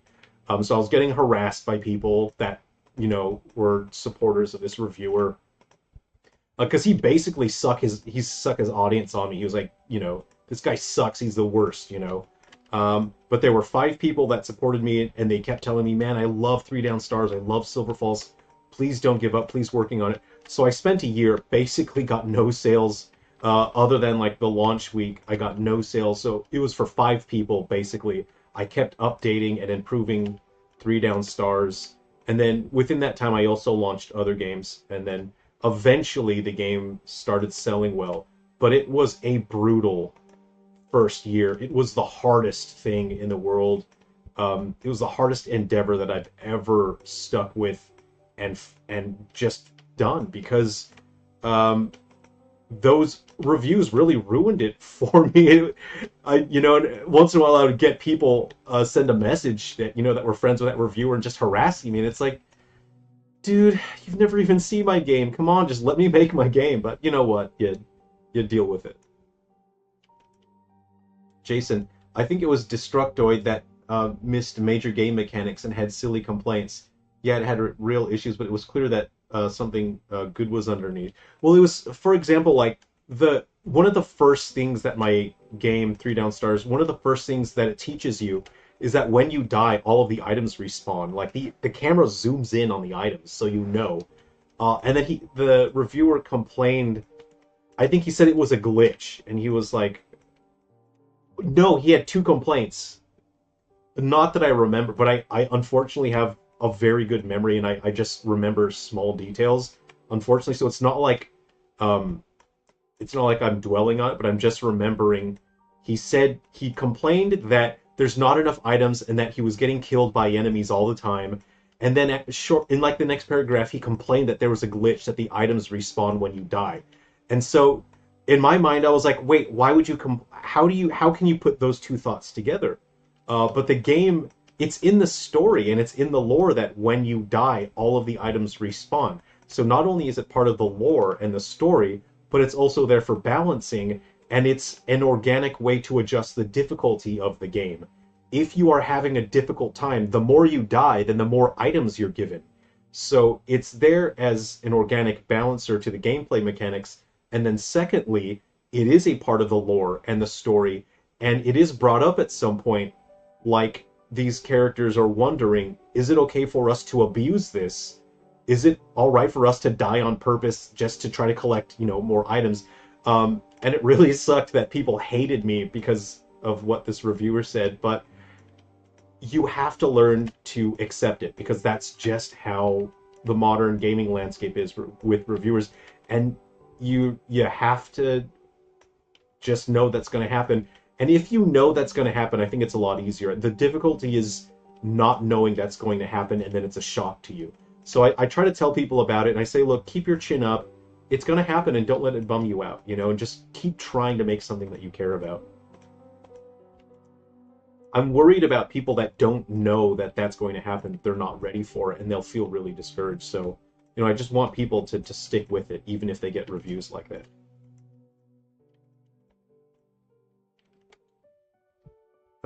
The zoom in on death. Doesn't Minecraft also do that, though? Does it? That's useful. Off to work. Catch you later. Hey, have a great day. See you, Matt. A capybara ad just interrupted this stream. I turned that on. I said YouTube can do it if it wants. I don't know what it's showing.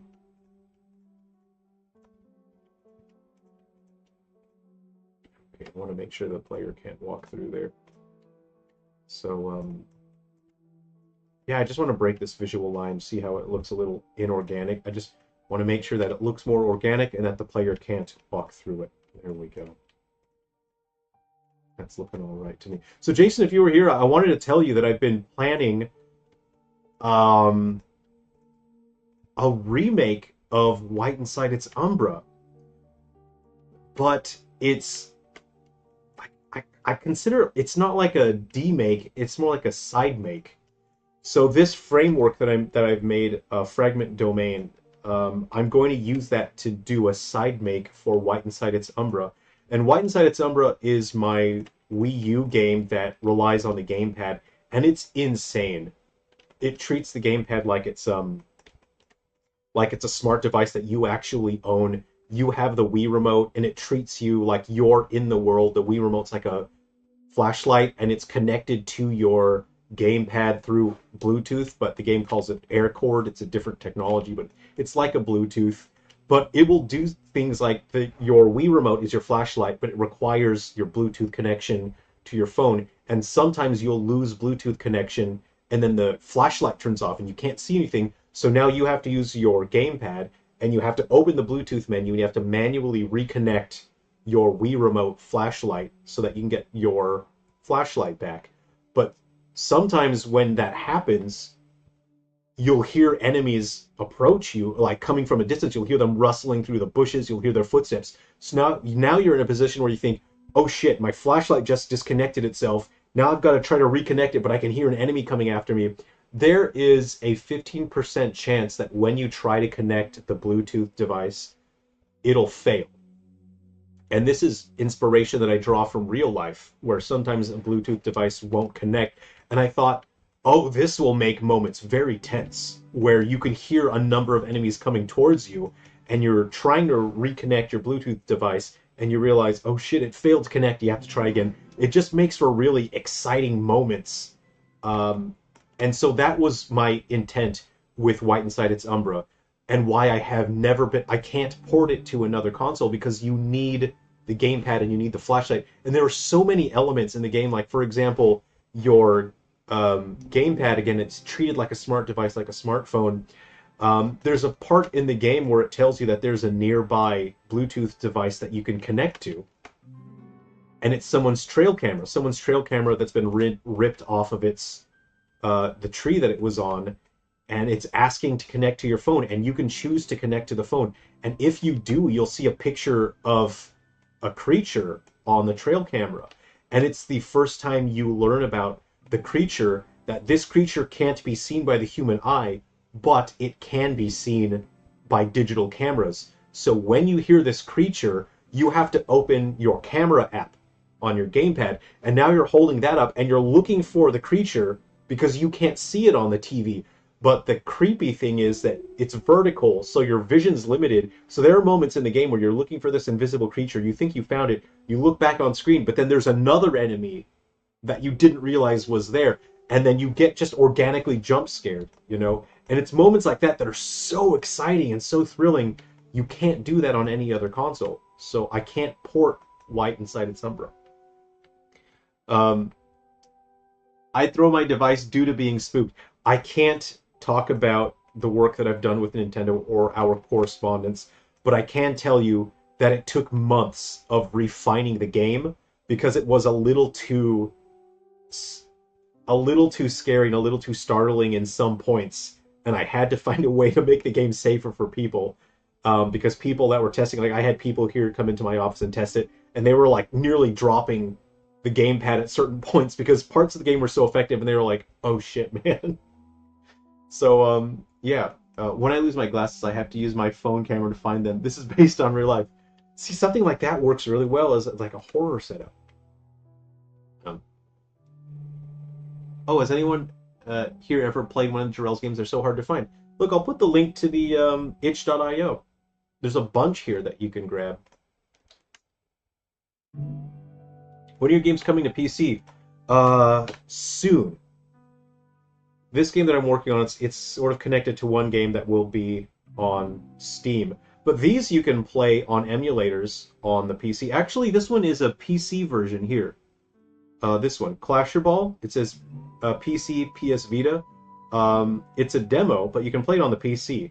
Just run the exe. I will bring that to Steam later on, but that runs on PC. It's an action puzzle game. What's your favorite 3D Zelda? I'm gonna sound like a Gen 1er here. You all know what I mean. I'm gonna say Ocarina of Time. And obviously other Zelda games are better, but there's something, just the vibe and the creepiness. I feel like the world is too adult. And obviously it's meant to feel that way. It gives a creepiness to Ocarina of Time, where you're a kid and it feels like you don't understand anything about the world and people are just a little creepy. And then you grow up and then everything just doesn't feel right. It feels like everything's wrong. And I love that. It's so unsettling. It's like a borderline horror game. And for a Zelda game, that's basically perfect. So, for me, I love that. Let's go ahead and just populate this area and get some bushes in here. I'm just going to try and fill it. So Jason, are you still here? I was going to say, so I'm doing a remake for White Inside Its Umbra, but I'm using this game framework. So right now I'm referring to it internally as White Inside Its Umbra RX. It's going to come to the Switch officially, but again, I will be doing unofficial free versions. So I'll put White Inside Its Umbra RX for the Vita and then Android devices. But basically, it's going to have a similar combat system to this, but it's going to have the modern realistic graphics. So it's not going to have this, low poly count dithering. White Inside Its Umbra RX will have the same battle system, but its own unique quirks. But it's going to have the more realistic graphics that you see in the modern games. So I'm looking forward to doing that. And I'm doing that because people have been asking me for a long time to bring White Inside Its Umbra to other platforms, and I unfortunately can't because the game relies on the gamepad. And there's a lot of people that haven't been able to experience the story of White Inside Its Umbra, and it's cool. I think it's a cool story. It's interesting. It connects to all the lore of the rest of the series. And this way, when I do White Inside Its Umbra RX, it's not a demake. I consider it a side make. Then people can enjoy the story of White Inside Its Umbra. And it's creepy. Like all of these games, it's a horror series, so there's creepiness to it. But I think there's something really special about White Inside Its Umbra. Mahogany, I'm playing Galaxy Bound Curse right now. It has so much personality. Hey, I'm glad you're enjoying that. That's what I focus on with the Silver Falls series. I want it to have personality. I want it to have a vibe. I want it to feel like it's a place where you want to go. Like you found this little town way up in the mountains, and with every Silver Falls game, I want it to feel like you're stepping away from your busy life. Wherever you live, you have your work, your education, you have your family. I want it to feel like you're stepping away from that and you're going up to this small mountain town to spend time with some people that you know, but also sometimes there's cryptids that kind of ruin your day. And then you have to go hang out with these mountain people and kill some cryptids for a little while. And that's the vibe of Silver Falls. And it's really special to me. I put my maximum effort into all my work, and I have a number of games that are coming up very soon that I'm so excited about these games. But Silver Falls is really special. There's something really different about it. This is like my 150% effort that I put into Silver Falls. Hey, see you, Herman. See you. Have you played Fallout New Vegas? No, I have seen it. I have watched people play it. I think it's something that I would like to play. I think I've seen family play it. How difficult is it to sell a game online, and how do you decide the price? Selling games online, well, it depends on what you mean by that. Sort of getting a game onto Steam on the storefront is not... there are guides to help you. And it is accessible to everyone. It does, I think Steam has a fee of there's a fee that developers have to pay. But you can put games on itch.io and you can either make it free or you can let people donate and whatnot. But it's difficult. It's difficult to convince people to buy your game because there are so many games out there.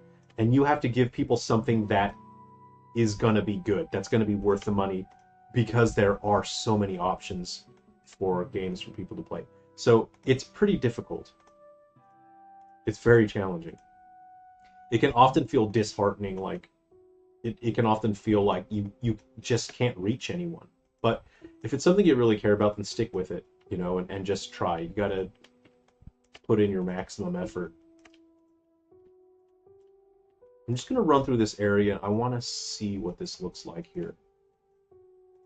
You know what? I need to put something... I'll do the programming for that now. I got to put something in here, and then you hit it with a certain weapon, and it will open the path for you. Let me grab my spawn point.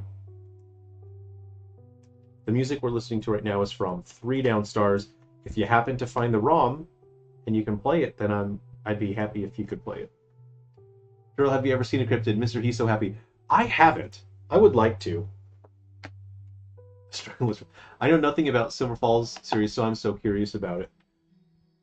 I like hearing from people that started out, you know, because all of the games are so different. I like to hear what game that people start out with, because it influences the way you feel about the rest of the series. It influences the way you feel about certain characters. And so I find it fun when people tell me which one was their first Silver Falls. There's certain people where they'll tell me, like, I hate this character so much. Oh, this character sucks. Because of the order in which they played the games. And that's so interesting, because I've had people DM me and say, oh man, this character's the worst. And then they'll DM me like 2 days later, and then they'll say, so I just played the next game in the series, and now I love this character. I hated this character, and now they're my favorite character, and I love them. And it's like, that's what I love, is your relationship with these characters evolves over time. You know, you get to learn more about them, you get to spend time with them. That's my favorite kind of storytelling. I love seeing that kind of stuff. This feels a little sparse here. Let's go ahead and just figure out what we can do about this. It was sort of this middle area here, wasn't it? Oh, you know what? I'll paint it. I'll paint it and it'll look interesting. I think we can leave it. That's fine. Jason, I love Wii Remote and Nunchuck first-person games, and what inside its Umbra needs a great control system as well as the TechPad, iPad, yeah. Wii U gamepad was perfect as a tablet controller stand-in. Fallout 76 is so full of bugs that inspired me to go back to UE and make my own game. That's a good reason, you know, to see something and feel, to know that you can improve upon it in certain ways. That's mankind. That's how we reach the stars, is seeing what we can improve upon, seeing what we can do better. And it is exciting to feel that kind of motivation, and to know that this commercial product made it all the way, you know, to production. Can I do better than that? And to push yourself to see that starting point, and to try to do better, I think is a great way to motivate yourself.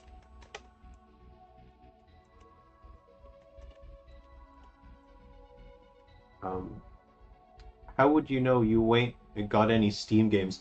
I've got a game set up. I've gone through the process already to get Clasher Ball ready for Steam, but I don't want to launch that yet. So I've set up Clasher Ball and that's ready, and I've done all that.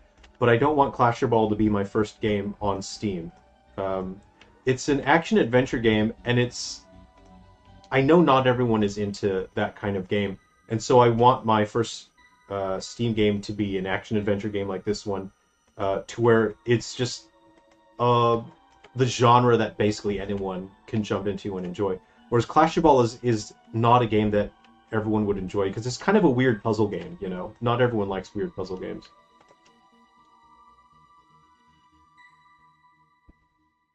My favorite character is the 70s Rockstar. Yeah. So, no, that's a fair question, you know? So, and I'm still new to processing Steam. Like, it took me a while to figure out, you know, how to set up all that, but it's all about, because people have been asking me to bring my games to Steam for a while. So I want to make sure that my first one is something that people can really sink their teeth into and really enjoy. I want something with a cool story in it. You know what I mean? I've been wanting to get into game making, but I could never figure out what to go into. What sort of games would you like to make? I generally advise people to learn on something like RPG Maker, because the engine itself does all of the work for you. Something like Unity is very bad to learn on, because you have to learn how to use Unity, and it takes a massive amount of learning. And using Unity is different from actually making a game. You have to learn what it takes to take a concept out of your mind and turn it into a functional product. That's a whole skill on its own, and it takes a long time to wrap your head around that. And if you have to learn a complicated game engine like Unity at the same time, it can be very discouraging. I've seen so many people quit learning game development because their whatever course they were taking was making them learn in Unity or Unreal, and it's disheartening. So I say use a simple engine like Game Maker or RPG Maker. They do all of the work for you so that you can spend your early stages learning what it takes to take an idea out of your head and turn it into a functional product. That's what's most important. Any skills that you learn, that you develop from using something like RPG Maker or Game Maker, will translate over into bigger, more robust game engines. Hi everyone. Hi Dragon Fury. Okay, Weird, when did YouTube start putting ad into live streams? There was an option on there, and I just clicked it. I didn't know what was going to happen. Do you guys want me to turn the ads off? How do you turn it off? How do you turn... Can I click that?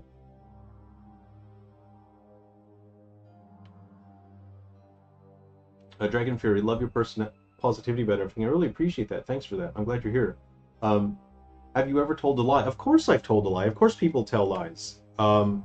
Like say your friend has bought a dress and she asks you if she looks good in the dress. You have to gauge whether or not it's worth telling her the truth that maybe she doesn't look that good in the dress.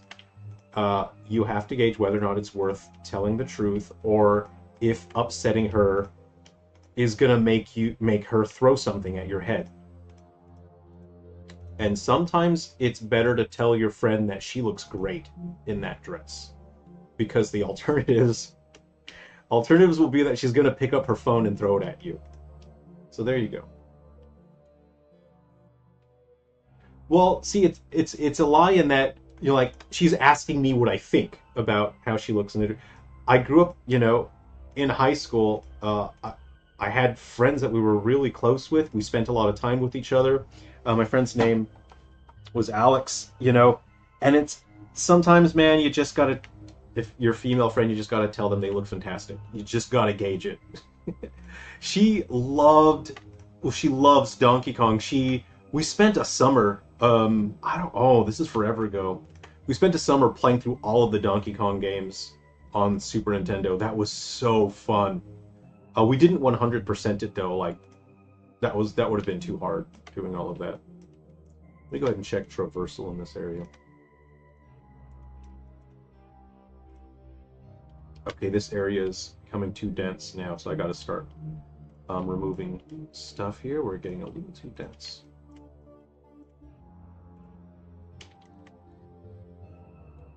Have you ever lied to us? No, I have no reason to.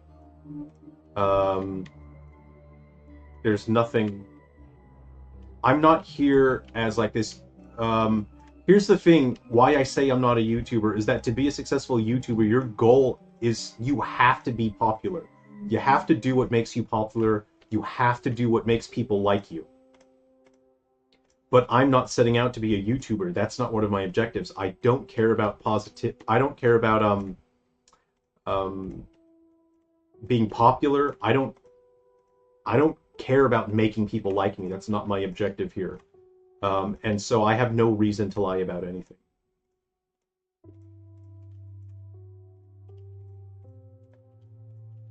So what I'm doing here, there's too many polygons in this grass patch. They're collected in patches. And because I'm making sure that this game will run on Vita, I'm using a low resolution for this detail map here. But because of that, I can only have so many polygons in one area before it just starts culling things. If I didn't care about putting this on the Vita, if I was only doing this for newer platforms, it wouldn't be a problem. But because I'm putting this on the Vita, I have to be really careful that I don't put too many pieces of grass and flowers in one area, or it will freak out. What system is that remake for? This is Undertakers S. It's officially going to launch on the Switch, but I'm doing free unofficial versions for Vita and Android.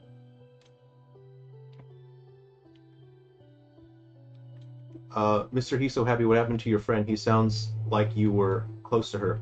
Alex. Oh, she lives in California,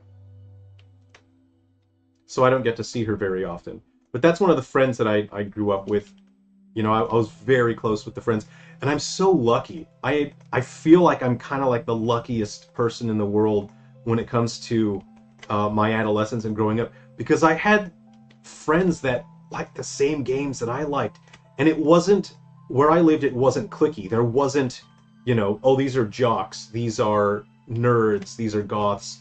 We didn't have that where I lived. People were just people, and you hung out with them, and girls played video games just as much as guys did. So I had female friends and dude friends, and we all loved Resident Evil and Final Fantasy. And it was just the coolest thing in the world. And sometimes I hear people on YouTube talk about how they grew up and they were, you know, didn't have friends that played certain games with them, and I just feel awful. And I kind of think like that would have been so lonely. And so I feel really, I mean, it's just, I guess I was really lucky that I was able to grow up with people that enjoyed games the way that I did. Craig, Jerrel, how do I look in this dress? I'm gonna look. Can I look at your profile? What is? These pictures are so small. Look, because I don't actually care about popularity, I'm gonna say that I can't see the dress. I can't see it, but maybe it's fine. Maybe it's not fine. But I can't see it. I gotta go because of work. Hey, thanks for hanging out. It's good to see you. Thanks for spending time here. No obligatory dust and dirt trail. There will be one. I will paint that in later, but I'm doing it on a different mesh, so I don't have it right now. Jerrel, can you tell us a secret? Yeah, Victoria's Secret. There. My friends all played Kingdom of Keflings. What is that? Is that... Please tell me that's safe for work. Kingdom of Keflings. Oh, this looks fun.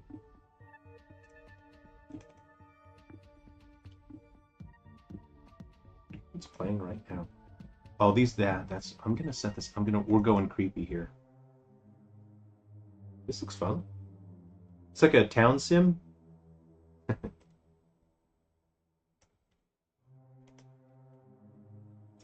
How do you test the resources used on that specific camera scene? What do you mean? What do you mean, how do you test the resources? I think he did tell us a secret when he had a character say they used a can of hairspray and wait. Well, I'll tell you a secret that I shared on the last stream a couple days ago. Sometimes I'll find a spot where I know the player can see it, but I know that they'll never be able to get there, and then I'll put a treasure there that's super valuable that has like $9,000, but I know that they'll never be able to reach it.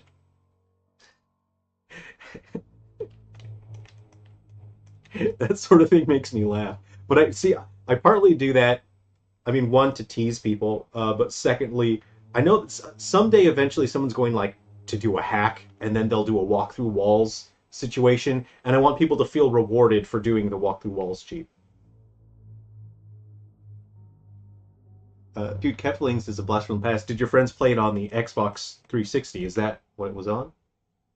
What games come to mind that influenced any game mechanics for your game? Well, right now what I'm working on is a remake of Silverfall's Undertakers. Let me just, if I can just grab that.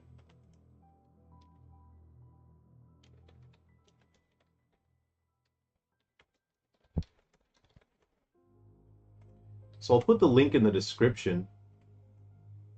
This is the original game. Can't you create a system warning when the scene becomes too resource heavy for the specific console you're creating it for?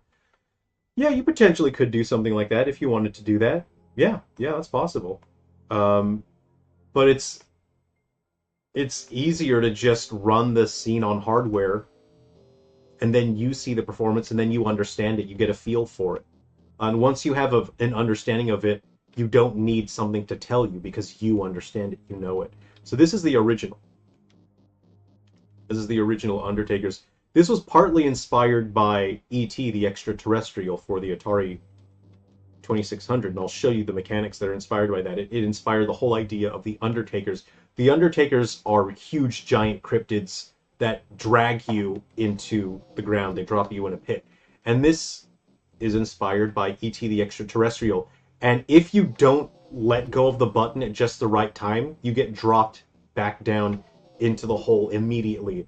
And this was something that aggravated me as a kid, because this is something that E.T. the Extraterrestrial did, is you had to tap the button to just barely get out and then stop and then run away from the hole, or you'd fall back in. I hated that as a kid. It was so frustrating. And so I made that one of the mechanics here, because it's a feeling of frustration, and that's something that I wanted to share with people. So there we go. Anyway, if you want to play that, that's the web browser version. You can play it for free. It doesn't have all of the content of the the console versions, but this way you can play through the story mode and just go through. This does not have a save file system. People ask me about it for years, and in this, the save file system is in your heart. It sounds like a joke, but that's how it was for this era of gaming, of Atari 2600 games. There was no save file system. Your save file was in your heart. You remembered where everything was, and so you had to care about it. You had to care about where the items were, where you had to bring the items, the progress that you made. You remembered it, you cared about it. So that is where I draw inspiration from mechanics in my games. Whereas something like this is really its whole own thing. I'm not really drawing to share a feeling from anything other than what I want this to be. I'm just going to go ahead and test this traversal here.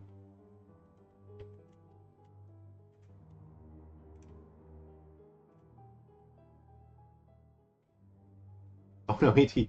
The same pit all the unsold copies of E.T. went to by Beetle Species. That's just poetic. E.T. the Extraterrestrial was about pits, and that's where it ended up. I like that. I went to Rick's Saloon at your recommendation, but you weren't there. Well, I won't be there for a few months. I've got to finish up my work here, and then I'll be in California to spend time with some family. Ted Ferguson, hey Jerrel, love your videos. Cool. Thanks for enjoying the videos. Thanks for coming to hang out at the stream. This is where I'm just making my games. I'm just doing work, and then we get to hang out and chat and talk about whatever. You also had to select your game carefully on how long you had to play. Yeah, that's right. You had to care. Whereas when you have a save file system, you don't have that kind of relationship with a game. There isn't really a reason to care about this kind of progress, like finding an item and then bringing it to the right spot. If you have a save file system, you don't have to care, you don't have to remember it, and that's not the relationship that I wanted people to have with this game. But because of that, this character, Bull, is generally one of the favorites for people that play the Silver Falls game. People feel a really strong connection to this character. They care about him because they spent time with this character, and they had to care about the game. They had to care about the items. And so that's the relationship they have with this game, and so people really like this character because they've formed that bond with him, a feeling of caring, and that's something that I consider with my games anyway. From Software does that save in your heart. I like that. I like when games do that. This is the most frustrating and rage-inducing mechanic ever. I know I'll put it in my game. Yeah, but it's in like a friendly way. It's in a way where I understand it, and I'm implementing it in a way where other people will be able to understand it and deal with it. Whereas in Atari 2600 ET, it was kind of bullcrap. ZX Spectrum was awesome. Nothing like waiting 35 minutes on a tape loader, getting a syntax. You know what's so cool about these emulation devices? These are so cool. These are neat. You can load the entire ZX Spectrum, ZX Spectrum. You can load the entire library of those games on here. Let me see what I got on here. I still have a copy of E.T. in a box. Someone stole mine. I had E.T. and they stole it. I left my drink next to my laptop where the fan was venting, and this thing is hot. This is gross. This is so warm. Jason, the battle wave mode in Silver Falls Undertakers is really cool. I'm curious what it'll be like in this new version. You'll see. Oh, oh man, my sport drink is so warm. I should not have left it. I shouldn't have left it there. I've learned a lesson today. Oh man, that should not be warm. Let's see what consoles I have on here. I don't. I have a couple of these and I forget what's on here. We got MAME, 3DO, the Ataris, you know, all the numbers. Jaguar, Jaguar, Jaguar, Jaguar, Jaguar, Jaguar, Jaguar. Lynx, Wonder Swan Color, PC Engine, Famicom, Super Famicom, N64, Virtual Boy, Game Boy, Game Boy Color. It's not in focus. I can't read it.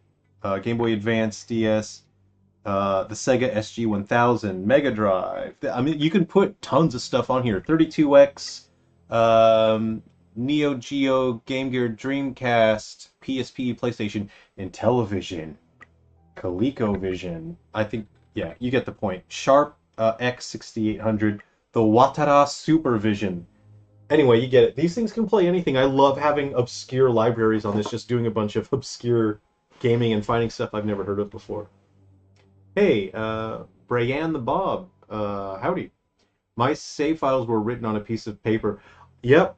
I had papers next to my consoles growing up, and they had my my passwords written down. I absolutely had that.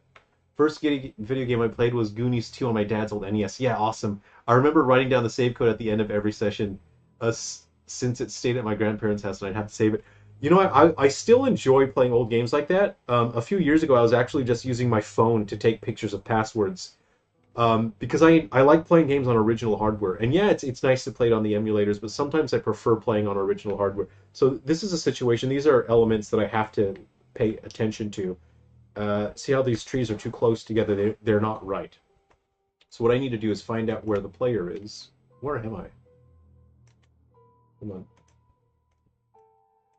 There we are. So we're just going to go ahead and fix that real quick. We're going to select our tree. They're too close together. There we go. Oh, we had some creepy music, didn't we? Warm sport drink is a device of torture. It feels like something... So, I have some family from the South, and one time I was over, I was helping them with yard work, and then they said, "Oh, you want a hot Coke?" I said, "What?" They said, "Yeah, I'm gonna make a hot Coke. Do you want one?"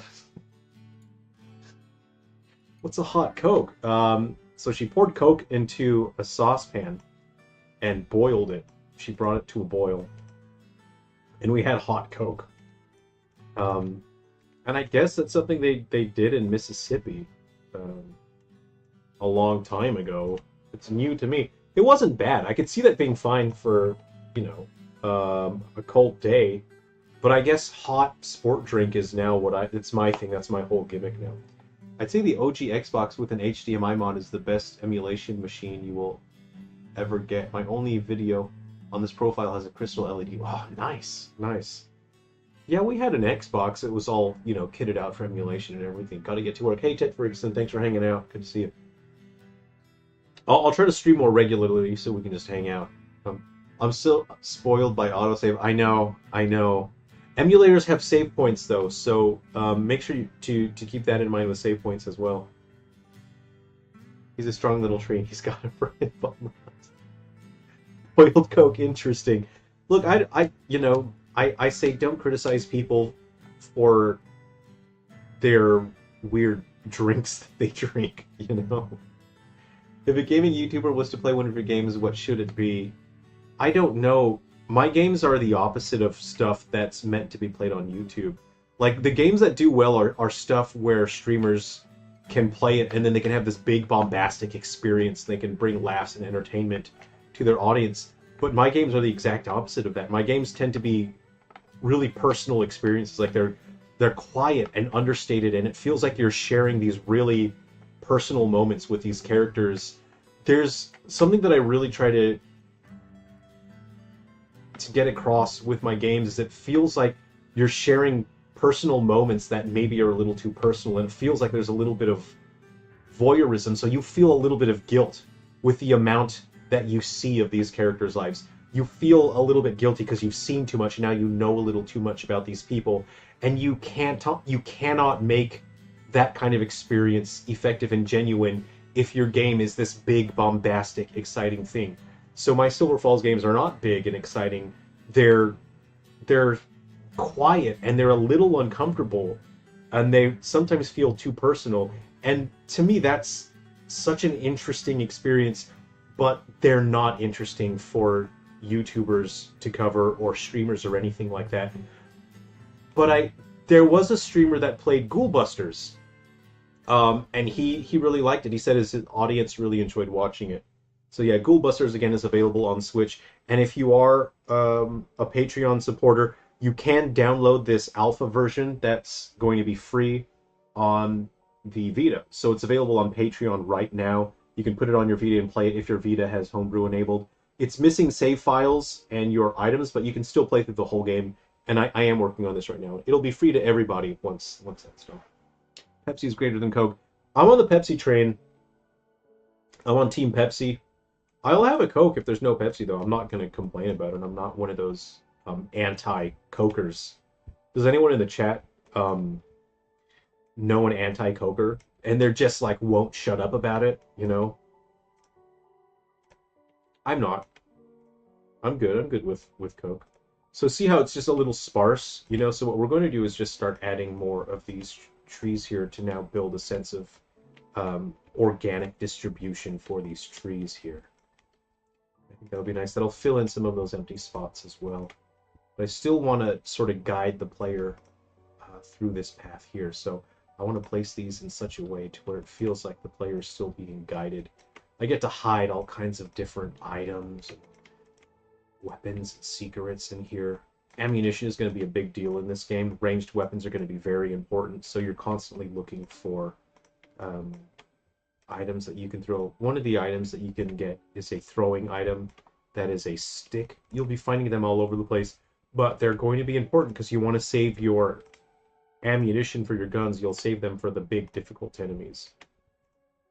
And of course, you can level up your weapon proficiencies and all that. Distribute some trees here.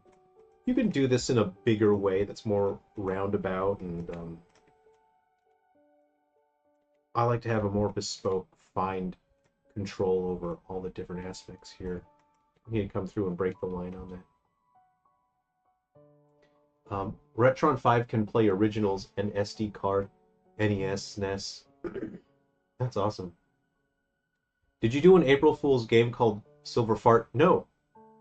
Sorry, I'm gonna... This hot drink messed up my throat. So I think it was maybe 1 or 2 years ago, I did an April Fool's game, and I spent 3 years leading up to this joke. So early on, you know, the community around my games in Silver Falls wasn't that big, so it was probably like 40 of us.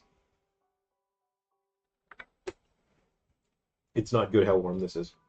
Sorry about that. And I kept joking for 3 years. I joked with people, and it was a running gag, and I said, oh yeah, the next Silver Falls game is going to be a DS game where you have 2 characters on screen, and you have to close the screen together and make the 2 characters kiss, and that's going to be the whole gameplay.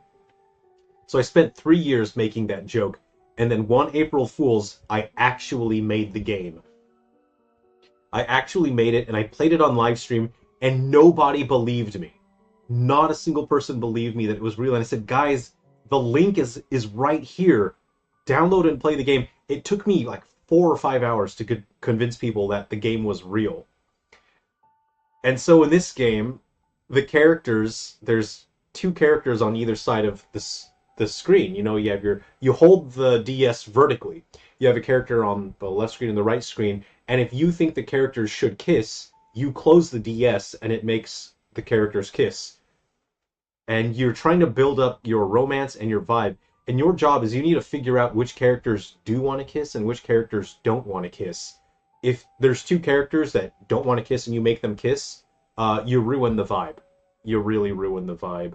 But if there's characters that do want to kiss, then the vibe is all right and the romance goes all right. So there's some resource management as well. You earn money, you buy food and drinks. There's some strategy to it. So it's pretty funny, but it is also canonical to the series. This is not a joke game. It's a real canonical game that does actually fit into the canon and the lore of Silver Falls. And it's just funny that I spent 3 years leading up to the joke and nobody believed me. So you can download that and put that on DS. You can play that. That's also free. That's the weirdest game in the Silver Falls series. I wrote exclusive music for that one too.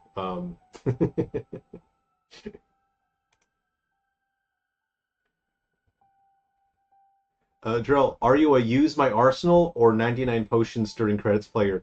Roadblock. I am a 99 potions during the credits player. I I always feel um, hoarding guilt when I'm on the final boss and I realize that I've got too many resources that I should have used. I struggle through so many boss fights because I think, oh no no no, my mana gems or whatever or my elixir.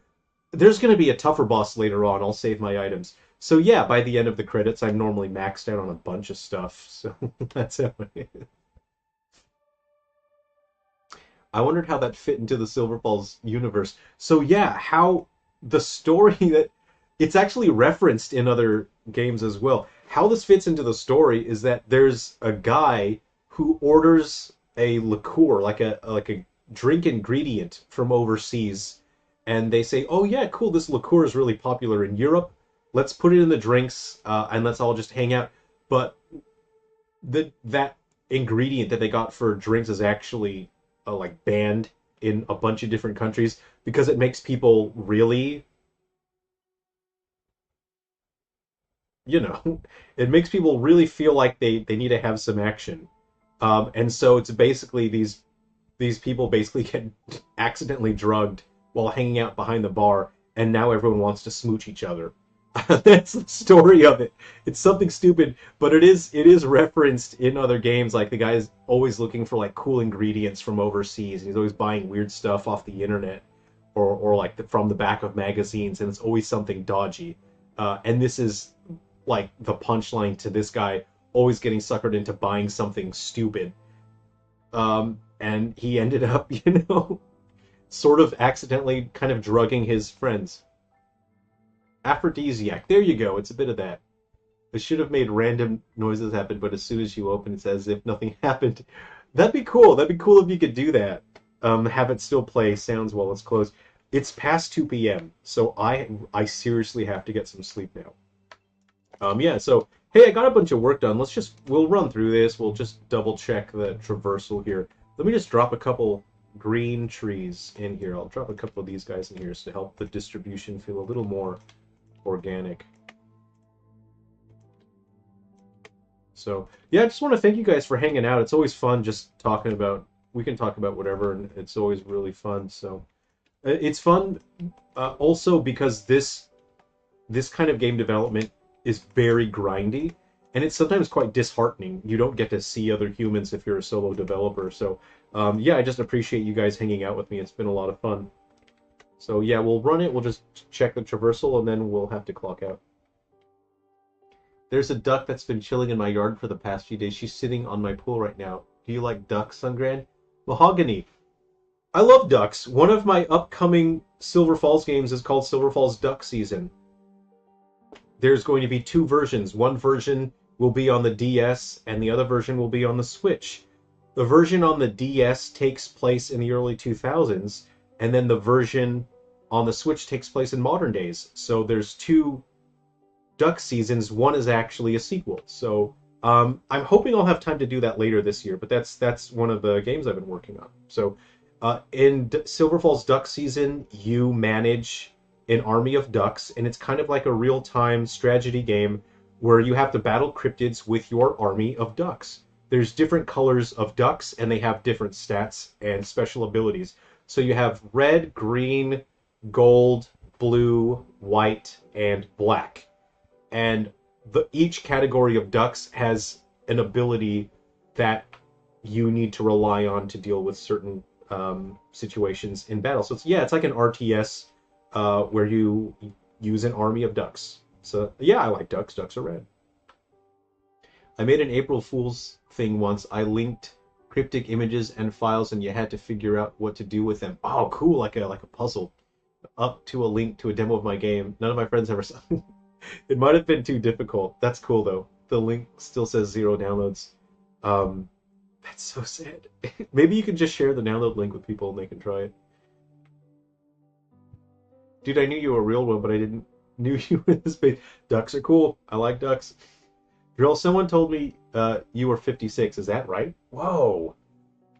I would immediately have an existential crisis if I was 56. I'm already just accepting the age that I am now. Why does T-shirt have an HP bar? Whose T-shirt? Why does the T-shirt have an HP bar? What does that mean? Because if someone punches you hard enough, eventually your T-shirt, the HP on your T-shirt gets depleted, and then your shirt breaks off. It's breakable armor. Quack. All right, it's been great hanging out with you guys. So, like, you know, in this area, I see like this is too plain here. Let me just find where my character is. Where am I? Okay, right. So we look at this area. You see how it looks in the game, and it doesn't look right. So I will go ahead and grab my grass, and we'll go ahead and paint that in and just give that some detail, just enough. Again, I need to be careful with my budget for the grass because I'm putting this on the Vita. There we go. So I know what that's going to look like in terms of scale, so I know that I need to put a little bit of detail around here as well.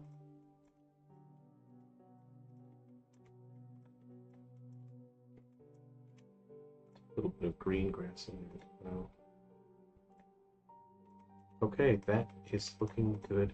So I'm identifying areas that also look sparse, and I'm just going to fill those in with a little bit of detail, just enough to make it look interesting and to help the player see where they are, to have visual landmarks. If it's just flat green, that's because of this visual style. That's a challenge that I face with this because the ground does not have texture. So I have to pay extra attention to placing grass so that people have a visual indication of where they are. So there we go. Come to Brazil. These streams are really cool. Thanks for sharing your programming time with us. Thanks for hanging out with me.